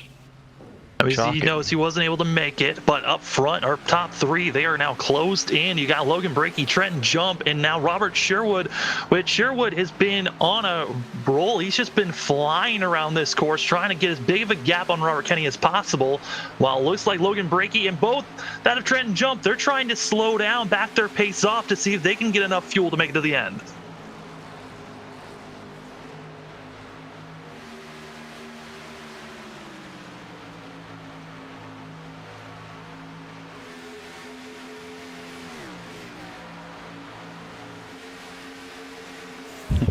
Still close is the top 3, and Logan Breakey, Trenton Jump. You see what I mean they've by got to worry about. Shane? Do you see what I mean by him, Shane? Do you hear that? Yeah, you hear him? Yeah, I do want to point something out about Bronson. Yeah, go ahead. His lap 155 was Robert Kenny's 158. I'm counting that right. It's 3 laps down, and if he couldn't make it, I might be entirely wrong about Robert Kenny. Well, it looks like Bronson Stafford also came in to get some service done for the 61. I'm going back to see exactly what brought him to pit road, but I think for Robert Kenny, he should be good. And so I think Sherwood is going to be that close marker on who can make it. But Robert Kenny, like you said, Shane, I did the math. That 34 is good to make it to the end. The question is, can the 3 make it? And has the 29 or the 46 saved enough backing off their pace? Yeah, and Kenny is not catching them as quick, so they are definitely not slowing up their pace as much as they would, like. But then again, they won't really know what their fuel is going to be with iRacing, because under 10 to go is when it actually calculates a lot faster, and you start, may lose 1 to 2 laps than you thought. So. And here's the thing, Shane, and you literally just reiterated on this. Kenny can go balls to the wall. Yes. Sherwood, we don't know what Sherwood's doing. Jump trying to conserve, so we really don't think Jump is going to try to make a run after Breakey for the lead. because you're going to run it using up your fuel. You've got lap traffic now as a concern, as you've got now in the middle of that sandwich Caleb Smith in the 12 car. Is break, what's braking? Can he go the distance? Can he push further and not worry about fuel strategy? I don't know. I'd have to see how well he was getting, but 48 laps is a lot when you're in clean air the entire time. I'm not sure. The pace may have been maybe a lot slower than it was, and he might be able to just make it. And if that's the case, then Sherwood could definitely make it. He's been right behind these two for a while. That was Tanner Johnson and Caleb Smith lap cars now, and finally that will give them some clean air. 10 laps to go here in Atlanta. Samuel, it's getting down to the wire, and it's time to decide the winner of the battle, the war, or the battle war. Can Jump be doing both here tonight? Yeah, I mean, for Sherwood right now, he's got to figure out how to get by that of Trenton Jump as quick as possible and put a lot of pressure on Logan Brakey to try to use up more of that fuel. But currently right now, it's just Sherwood. He cannot make the pass. If he's going to win this race, he's going to need both the 29 and the 46 to run out of fuel. But that's just going to be a tall order if they've been saving at all. And, we touched on it. Robert Kenny, he has not been gaining any time either. And he's kind of stalled out, plateaued. Our top four, they've been staying at the same equal distance for the past about 15 laps or so. It's going to come down to a question with 3 laps to go. Where will the 29 be in the 46? If they've got enough fuel, they'll stay out there for 2 laps to go. If they can't, they've got to come in with 3 laps to go. 29's not saving. He is still driving it in deep. Sherwood almost got brushing the wall. He's got to be careful for that 3 machine and still running high and not being aggressive. It looks like for Sherwood, who kind of looks like he's tried a couple of times about 3 laps ago on Trenton Jump, but he looks pretty content trying to build up that momentum to possibly send it. Wesley, with these drivers right now, 7 laps to go, this is it for getting the win. We already kind of know that Trenton Jump's got the championship, unless he somehow gets wrecked here, which could cause some drama with these drivers being so close to one another. Final laps, final remaining here, 5 to go when they work their way, 7 laps to go when they come back to the line. And there is Brakey.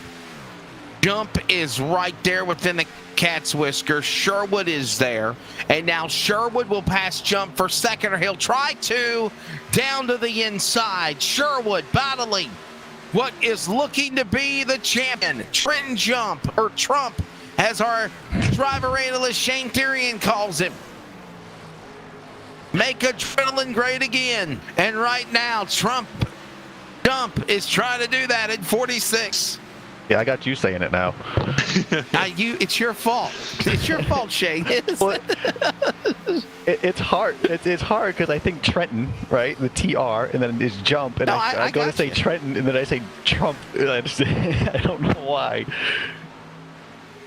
But yeah, I mean, with these drivers, 5 laps to go. Shane, is there any way for Sherwood to possibly make a pass here? Because it looks like he's trying the inside line, but the tire wear looks like it is just too hard to make this pass. Well, what he's doing right now actually might work, because he used the middle. He's gonna have more momentum, and he does actually. So now it's up to Brakey. Brakey's the hardest person to pass in this league, by far, probably harder than Ryan Newman. So I don't know.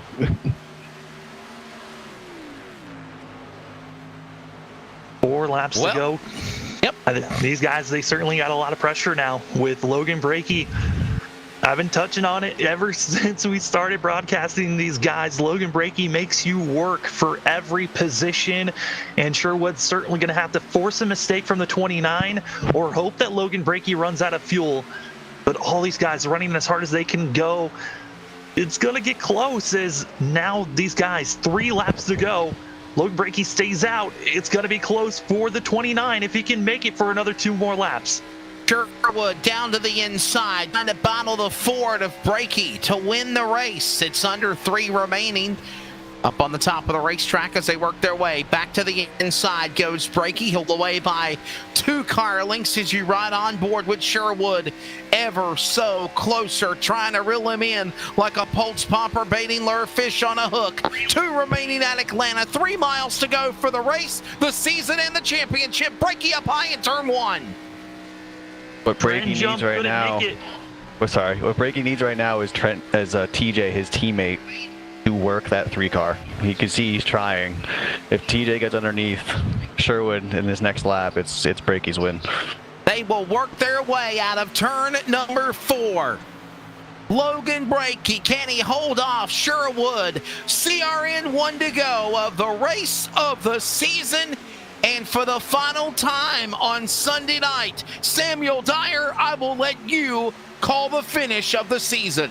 Logan Breaky's got to try to figure out a pinch that of the 3. Sherwood's going to be coming with a head of momentum. Late block. They're going to be 3 wide as here comes that of Tanner Johnson trying to get out of the way. But Sherwood's got the momentum on the inside. Logan Breaky, he's got a pinch. They're going to rub through the center of 3 and 4. Coming out of turn 4 with the momentum. Here comes the 29 of Logan Breaky. But Sherwood coming as they come across the line. It's Logan Breaky getting his first win. What a finish on the last lap.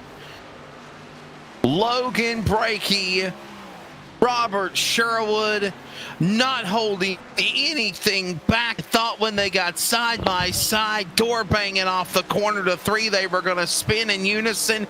They held it together. They respected each other, Shane Therian, and when it's said and done, Logan Breaky is a first-time winner on the Adrenaline iRacing League for the final race of the season at Atlanta. I thought he gave that up. I was holding my breath. He hit the wall off turn 2. Oh my God.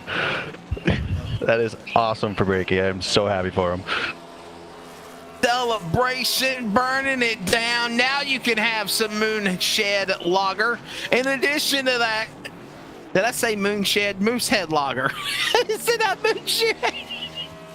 Moosehead Lager. You can have some Moosehead Lager. And in addition, Trenton Trump, champion of the Adrenaline iRacing League here tonight as well.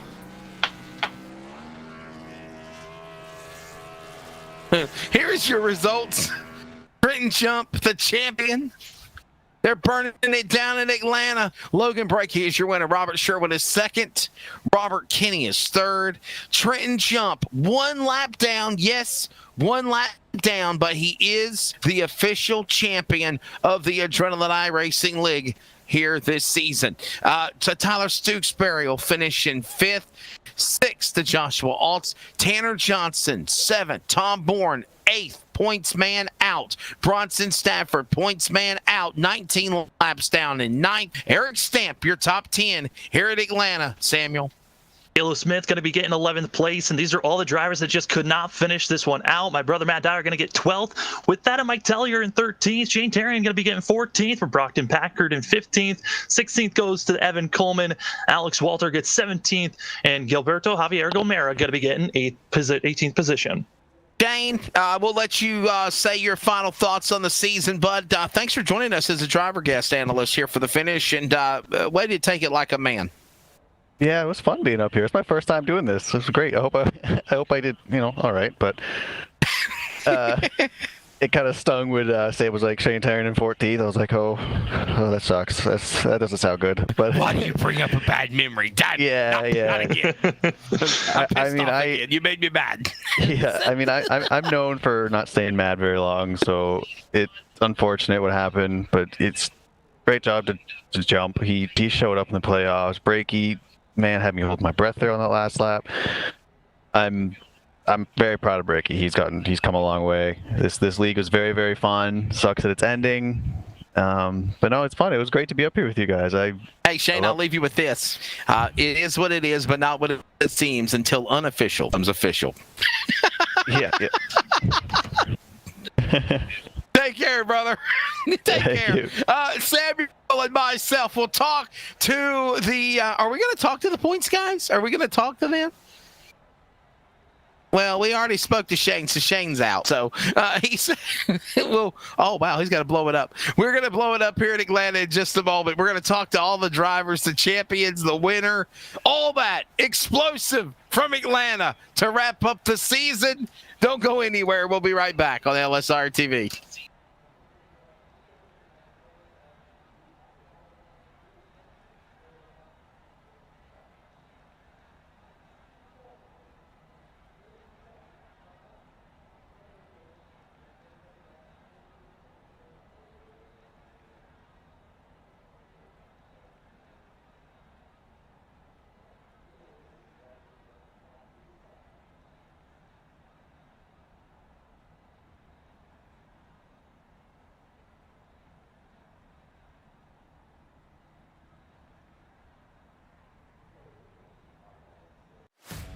Chrysler, Dodge, Jeep, Ram, right? Our Ram trucks, truck of the year, amazing trucks.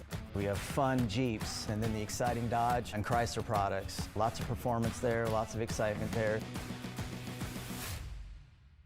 They've done a great job in really creating a full scope product line that could suit everybody's needs. Whether it's a family vehicle or a fun vehicle or a utility type vehicle or a big truck, we've got it all for our customers.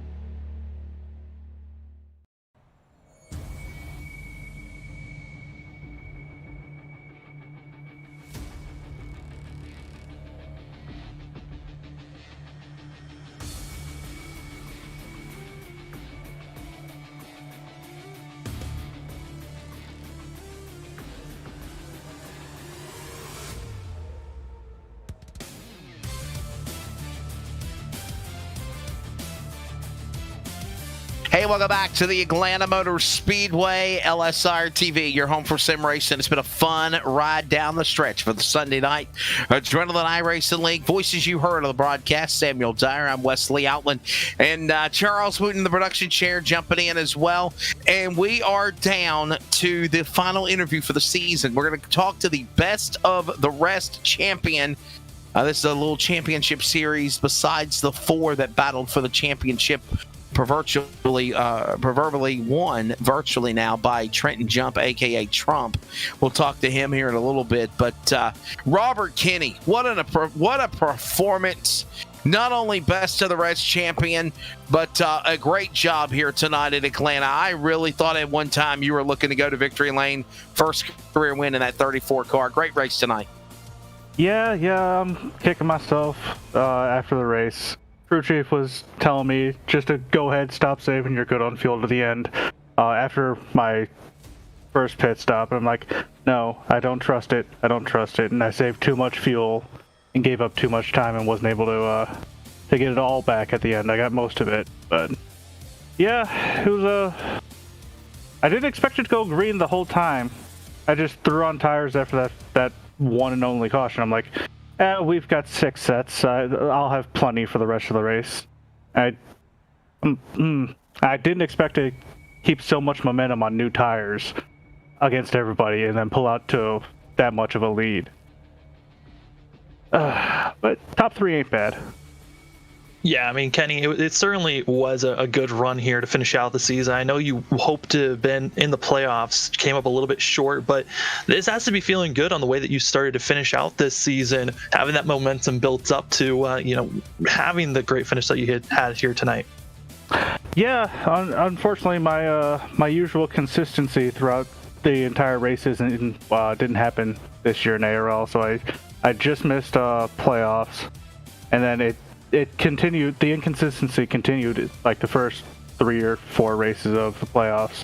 But luckily enough, these last 2 or 3, it really came together to pull out this victory for the ones who didn't make the playoff. Well, again, best of rest champion. What's your plans for the remainder of the season and moving on and going to, new leagues or staying? You're going to do the Thursday deal? Where we're going to see you go, Robert? Yeah, unfortunately, since the league is moving to Thursday nights, I won't be able to run it anymore. So I guess I'll enjoy my Sunday evenings by doing a whole lot of nothing and just relaxing now. Of sweating my face off in my room. Thank your sponsors, bud. Best of the rest champion, Robert Kinney. Yeah, just want to thank you guys for coming in and broadcasting the race, the league admins for putting these races on every weekend, and then Sim Speed Shop, Astro gave me equipment. We ran the red, white, and blue scheme today because it was the closest race to July 4th. It's always a great looking scheme to put on the car. Absolutely. Happy birthday to America, and we will celebrate our independence and freedom as Americans of the United States next Sunday, as a matter of fact. Independence Day is next weekend. So there you go. Best of the rest champion, Robert Kinney. We're going to talk now to the race winner. Boy, oh boy, this is like a big win for him. He's going to be drinking a lot of that Moonshed Lager. Logan Brakey, congratulations, bud. First career win on the Adrenaline iRacing League here tonight at Atlanta. Can you say that again, Wesley? The word that started with the R and the W just next to my name. Did I hear you say race winner? Is this real? Am I dreaming? Holy yeah. Oh my goodness. I thought you were going to say I made a mistake. No, no, man, I'm so glad you didn't. Oh my goodness. Yeah, I'm at a loss for words. I'm so happy. I was on the verge of tears coming around to do my burnout. I ran out of fuel doing burnouts. I didn't have anything left. So oh my God, I can't thank everybody who's helped me get to where I am today. Especially a huge kudos to Trenton Jump, A, for winning the championship. What a kick-ass job he did all season. That was amazing. And B, he's helped me over the last year and a half get better inside the car, get better at tire saving, at forcing me to be more aggressive. And my progress is all thanks to him. So I don't know if I'd be here if it wasn't for a friend like him. Yeah, I mean, Logan, touch on the tire saving even more, because you, as well as Robert, were the fastest guys at the end of runs. You guys would come out of nowhere just saving those tires for the late run. How were you guys doing that so well? And did you have a feeling that because the race was coming to the end of a stretch at the end of this race that you had a good shot? You'll have to ask Rob, Sam. He was actually a lot better at saving the tires than me. It's just I was not giving up that top. Like, he was going to have to wreck me if he wanted to get up to the top. And that top was just so good. Even the only time the bottom, you could walk by somebody on the bottom on fresher tires, on better preserved tires, is when it was like a 10-lap difference. But he and I were on very similar cycles for majority of the race, at least for the last, 75% of this race. He and I were on like within 1 or 2 laps of our cycle. So he was definitely better with his tires this time around. And then I think I had the upper hand from lap 100 to 150, and I think that was the difference, was getting myself in front of him before coming to pit road this last time. I think that made all the difference in the world. Well, definitely that last lap was interesting, and we were all wondering what it was going to be like. The tire conservation, obviously, fuel, seeing if you're going to run out of fuel, and you literally see a Jump hanging back because they were saying, well, he can't go after it because he's going to run out. He's got to win the championship. And honestly, if he would have, be honest here, if he would have misfired and ran out of fuel trying to go for the race win, he might have gave it to Bronson Stafford to win the championship, very simply. So there was just all these different scenarios of things that was going on along the way, or correction, not Bronson Stafford, but Tom Bourne. My apologies there, Tom Bourne. But I mean, bottom line, it had that crazy moment of the race, and then you had the wild finish after things kind of died out. Take us what the mindset was, Logan, from the big wreck, multi-car crash, top point contenders out of it. I got a shot to win this thing. I definitely got a shot to win this thing. Holy cow, won this thing. You summed it up. That's how it was. It was after the big wreck. It was a race between Trent and Tom for the championship, and as long as they were both in contention, I figured Trent was faster than me, and Tom was too at points. So without the issues that Tom had, and allowing Trent to be able to back off, that definitely improved my chances. But I still had to work for that. Tyler Stewksbury, he was still quick. Rob obviously was quick as hell. So I still had to work my butt off to get up there, but I was really confident about the pace I had. I've been confident before, okay, I can get a top 5. This was the first time since Adrenaline started that I was like, holy crap, I might actually have enough to win this thing. So, yeah, that's kind of where it was. And then I thought I threw it away off of 2, Wesley, on that last lap. He got to my rear corner, and I got so loose, and I thought it was game over. Well, sponsor time, bud. Yeah, I don't want to take. Thank you. Yeah, I don't want to take too much away from Trent. Kudos to Trent again for everything, just helping me get better.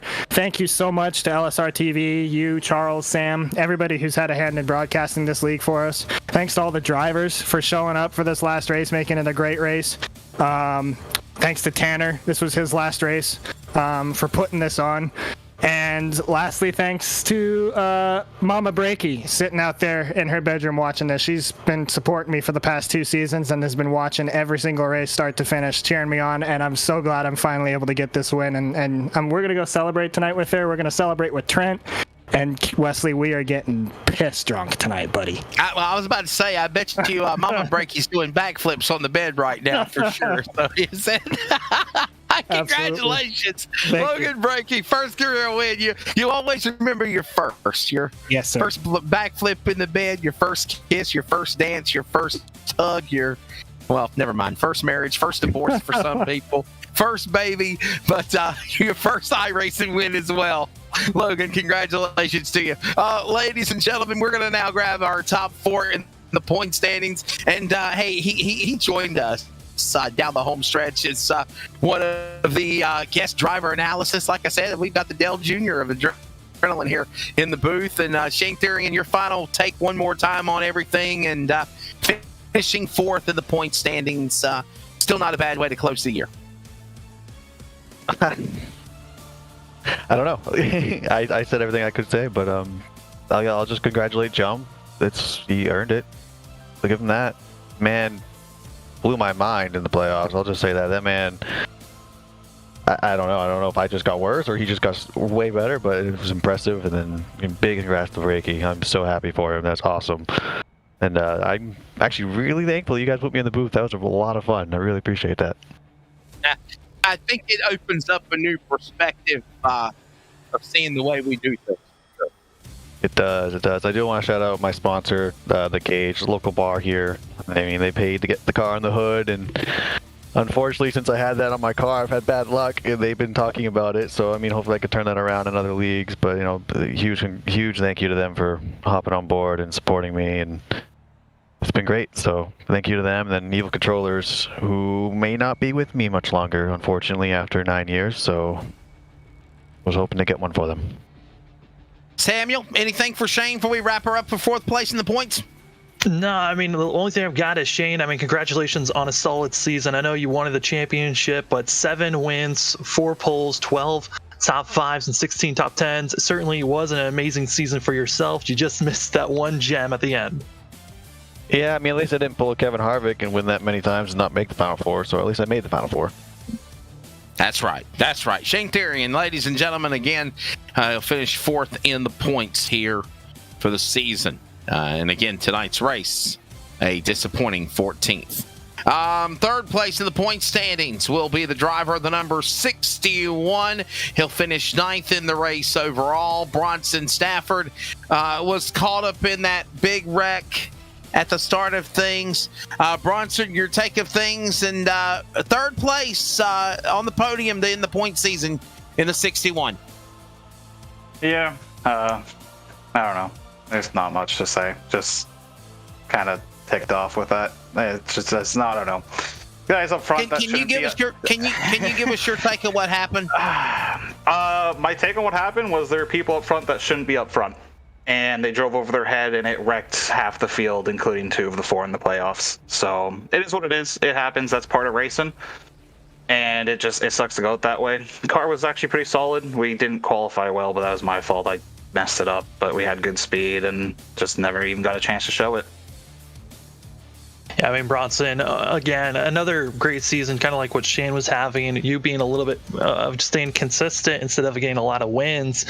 But for here tonight, I know you were showing some speed even with the damage, and then it kind of snowballed into a wreck with Matt as well that kind of just toasted any shot you had of trying to rebound. Is there any real takeaway that you can take from this season besides being wrecked out tonight? It was a lot of fun. Definitely, I think the biggest thing, honestly, is how much everyone grew over the last 2 seasons sticking with the same car. I mean, Brakey won a race for one. That's huge. I don't think he's done it since he drove for me at Martinsville in a league where that happened. And, Jump especially, he came on really, really strong right at the perfect time. And it just shows compared to last season where it kind of was more of a walk away for, I think, Shane and I personally. And this season there was way, way more competition. So it was really nice to see. It was a fun season overall, honestly. People stepped it up. There was a lot of good, clean racing. It was a lot of fun. All right, Bronson, on to the Thursday league, or you going to move on to some things? What's going to be for the 61 after tonight? Thursdays don't really work. I've been trying to work it out, but I don't think it'll happen. So I think I'm off for my Sundays now. I pretty much already filled my weekday racing with a Wednesday league now, and that's pretty much it. So I don't know. We'll search around, see if I can't find another Cup Car league somewhere. All right, brother. Sponsors, third place again in the point standings for Bronson Stafford in the 61. Good season.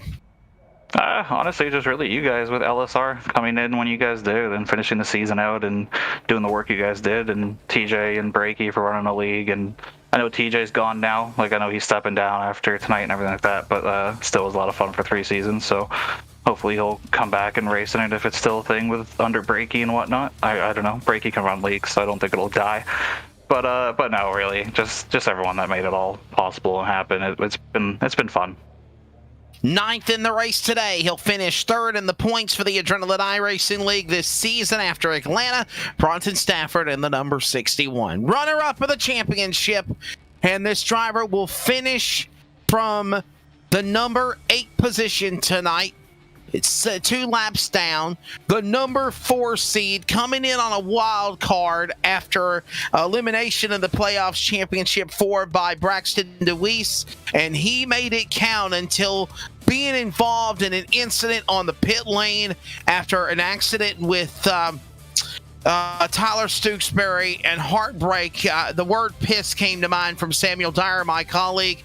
Tom Bourne, have you had a chance to cool down, or is it still fuming what happened here? I hate to bring back sore subjects, but do you feel like that incident on the pit lane cost you the championship and at least you're 2nd for the title?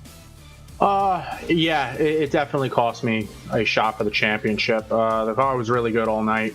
It sucks when people just lose talent. Apparently that was the motto of this race. With the wreck earlier in the race, taking out 2 of the other championship guys, and then somebody just not being able to get on pit road. The guys in this league are better than this, and they, in the championship race, they decide to lose all talent in front of the championship guys. And congrats to Jump on winning, taking advantage of everybody else's misfortune. But that. The championship race isn't the time to be losing talent. Yeah, Tom, I mean, we can hear it in your voice. You're still kind of fuming after this one. But for yourself, it kind of just feels like this is how the season's been for yourself. I mean, having strong cars and then caught up at the end. But like I asked Bronson, what's something that you can take away from this season? The car was good all season. The Player One coffee car and the G Fuel car was absolutely phenomenal all season. It's luck. Honestly, when it comes down to it, we put the car in good positions, but it's just whether we didn't save enough fuel at Texas, or getting caught up in this situation at on pit road and stuff like that. It all comes down to luck, and my luck hasn't been there. Like I said, we've always had fast cars. It's just being in the right spot at the right time, and somehow I can't figure that out. Tom, what's your take of, because we finally have a chance to talk about it. Obviously, Deweese was going to be one of the championship for discrepancies, words with the owner of the series. There was an elimination done there where he was DQ'd and basically taken off. Yeah, you won by virtue of a tiebreaker there to put you in. Hey, to overcome being out, to go in fourth on a wild card, to make it in and be second in the championship point standings, hold your head high. What can you say about that, the way that all transition happened in the last 4 days for you? It definitely felt like an opportunity as a second chance, and I vowed before the before this race tonight to my friends and family that were watching, I wasn't gonna take I'm gonna take advantage of the second chance. Like I said, the car was fast. Qualified on pole, up front the entire time, had perfect strategy played out. But again, stuff happens, and people just got to work on being better. All right, bud. So before we let you go, I want you to thank your sponsors, and what's your plans? Obviously, we see you on Wednesday night on the SMB Cup Series. Will you jump to Thursdays? Unfortunately, Thursdays are booked for me. This was my final hurrah in the race, along with a bunch of other people with the league moving over. I'm still going to be there on Wednesdays. I just picked up another league on Fridays. So we'll see what happens. And I can't thank Player One Coffee for coming on for the end, for the 3/4 of the season. G Fuel been on the car for 7 years now, something like that. Fire News, Bronson, Shane, always hyping me up before the races and during the races. Congrats to Jump on winning the championship. Good job, Breaky. He didn't need my help on this one for winning the race, and Bob winning the best of the rest. And honestly, TJ for putting on such an amazing league. Granted, there are ups and downs, but overall, TJ did a great job with what he was given. And if he ever did another one, I'd definitely come back. And my friend Kira and my family watching, I wanted to win this for my grandpa, but I'll take second place, honestly. Tom Bourne, from being in the outhouse to the penthouse to then being eliminated, but still second for a championship run. The driver, again, is Tom Bourne in the 54 machine. A good run here at Atlanta, even though the bad luck there. He was definitely one of those cars that we could have said was going to win the race. To victory lane, the winner, Logan Breaky. He wins the battle. The war at the end of a 19-race round goes to the driver of the number 46 entry Trump Trenton Jump, champion of the Adrenaline iRacing League, and to now officially put you in to the enshrinement of the series. Here is the promoter of the Adrenaline iRacing League for his words, Tanner Johnson. Well, finally, Trent, you done it. It took 3 seasons to get that first win, but 75% of the time of the seasons, majority of the time you were in the top 10, especially this season. This season, 19 starts, 18 top 10s, 13 top 5s, and 3 wins. Congratulations, Trenton Jump, on being our Season 3 championship winner. I have the trophy on order, and the winning prize was $250, but you and I as friends made a little bet before the season started. If Trenton Jump won the championship, the winnings would be double. So congratulations. You win $500, buddy. Congratulations. Thank you. No wonder you're gunning for the money. We'll get words and thoughts from Bon Voyage Tanner Johnson here on Sound and closing in a minute. But Trenton, no wonder you wanted to win the race. You're going for the money. You're going for the money, the pay money, the purse money, the championship money. Yeah. Congratulations, though. Congratulations, Trump. I get it.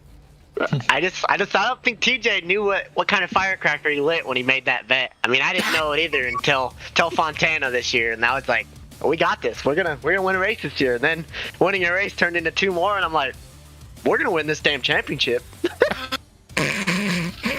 Yeah, I mean, Trenton, you start off the season, first half of the regular season, you just seemed like you were second fiddle so many times, race after race. And then finally, once you won at Kansas, it kind of seemed like you flipped a switch where you still up front, but when the playoffs came around, you just hit another level. Were you just practicing more for these tracks, or did they just fall into place where you were enjoying the racing? I mean, I picked up another cup league. I mean, I don't practice at all before races. I mean, I just come in the practice session and I turn some laps, and I mean, that's it. I mean, I picked up another cup league, so I'm sure that's helped a little bit because I was making quite a bit of mistakes, so I wanted to pick up another league to try to eliminate those mistakes, and I think long run it's helped me to get where I am. But no, it took 3 seasons to even get a win. You know, I mean, if I have anybody to thank, it's Shane and Bronson, because I did nothing but follow them for 2 seasons and learned what they were doing. I was still relatively new to iRacing, and it was literally at the point in season 1 where I didn't know what I was doing, and I was taking them out, trying to go for the lead for 30 laps into the race, you know, just making dumb decisions. So, you know, getting to where I am now, I'm really happy about it. So, Trenton, let's go back and flash forward. We saw the bad luck for Stafford, Darian, and Bourne. What was your take of the crazy chaos at the start of the race and your mindset of just trying to be survival of the fastest to win the championship down the stretch here tonight in Atlanta?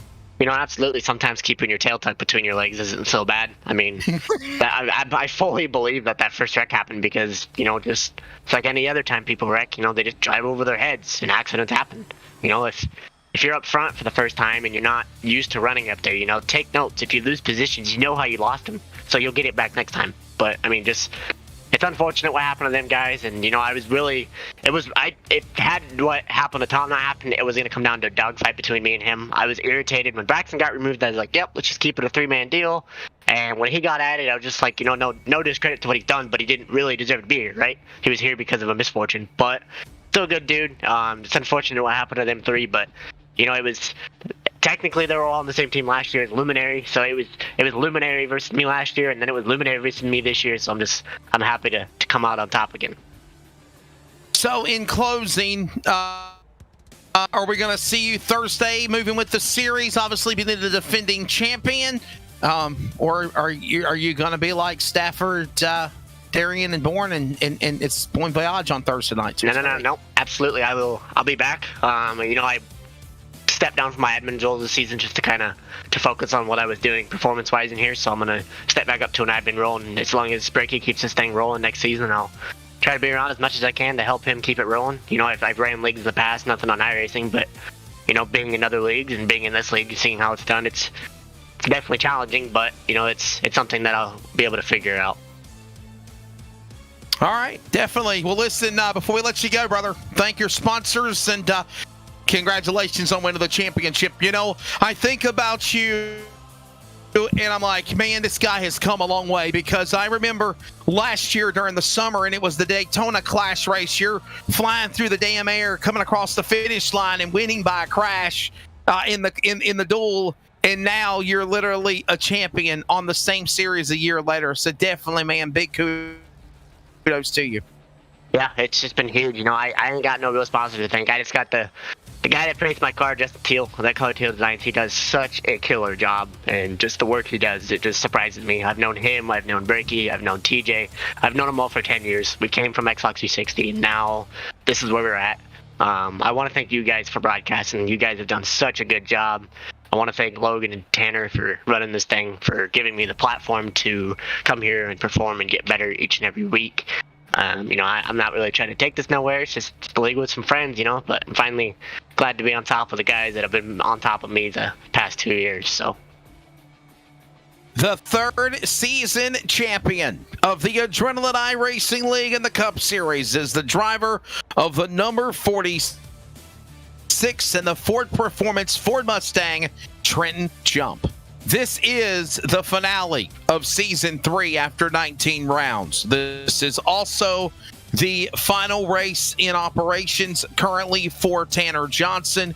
Tanner, we would like for you to say some words in homage and in closing on a season, but to where we go from here.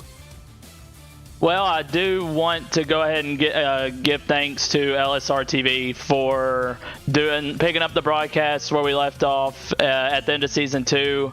We kind of ended the partnership with LSRTV to find somewhere else a little bit within the price range, but hey, we came back and had the funds and was able to fully finish this season.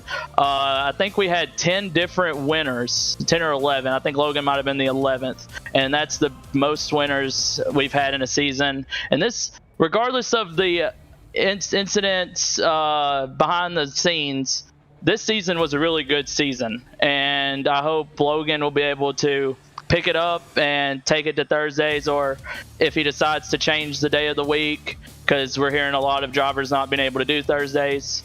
But if Logan wants to continue it, I'll be able to help out while going for my masters and other things that I need to get situated first. But hey, this isn't goodbye forever. This is just goodbye for now. I will be back, but right now I do need to walk away.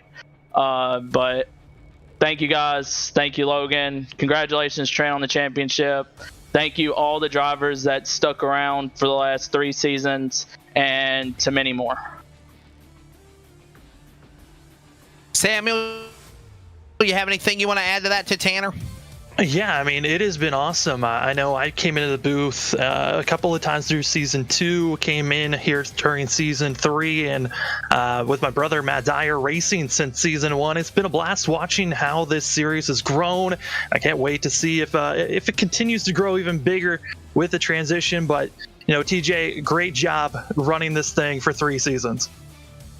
Again, thank you so much, and thank you everyone who's even gave me those kind words this weekend. Hopefully they understand how much that really means to me. I still say to this day, still one of my funnest race finishes in iRacing was your crazy Talladega win when you were driving the Alabama Roll Tide car. Definitely last year. It's awesome knowing that the guys who started this league, me, Trent, Eric, and finally Logan, actually got wins in this league. Started with Eric, the first ever race, me, Season 2. Trent winning his first race at Kansas this season, and now Logan capping off the season finale at Atlanta with a big win. It's just emotional. It's awesome. Recapping the season, the best of the rest champion is the number 34 of Robert Kinney. The race winner here tonight at Atlanta with another first-time winner, the number 29 of Logan Brakey. Fourth in the points, the driver of Shane Therian in the number 38. The number 61 of Bronson Stafford, third for the championship. The runner-up for the championship, the driver of 54, Tom Bourne. And your Season 3 champion, the number 46 of Trenton Jump. Season 4, whether Thursday or whenever, will be announced soon. Find all details on the Adrenaline iRacing League and social media. Join Discord if you would like to be a member of the team. Samuel Dyer, your final thoughts on tonight's race at Atlanta and the season as we put a tip of the wrap of Season 3 with the Adrenaline iRacing League on your home for sim racing, LSRTV tonight. Yeah, tonight started up with a bunch of scrapes and sparks flying, and it ended with some hard racing. Congratulations to Logan Brakey and as well the Trent Jump for being the champion this season. It was a blast, and good luck for Season 4. I hear the word blast. I hear the word exciting. It was fun. And that's the word that we all need to take away from this. This is virtual. This is not real drivers spending big money on cars that we see on TV or that I call across the country. This is people of Americana and their fabric, just enjoying and getting in front of an iRacing simulation and having fun. But to that degree, this could be also the greatest moment for drivers' lives, like Logan Brakey and Trenton Jump. So for everybody at the American and the Adrenaline iRacing League, and of course on LSRTV, for producer Charles Wooten, for Samuel Dyer, I'm Wesley Outland. That's a wrap on Season 3. God bless you all. Keep on praying for America, and a congratulations to the winner and champion, Logan Brakey and Trenton Jump.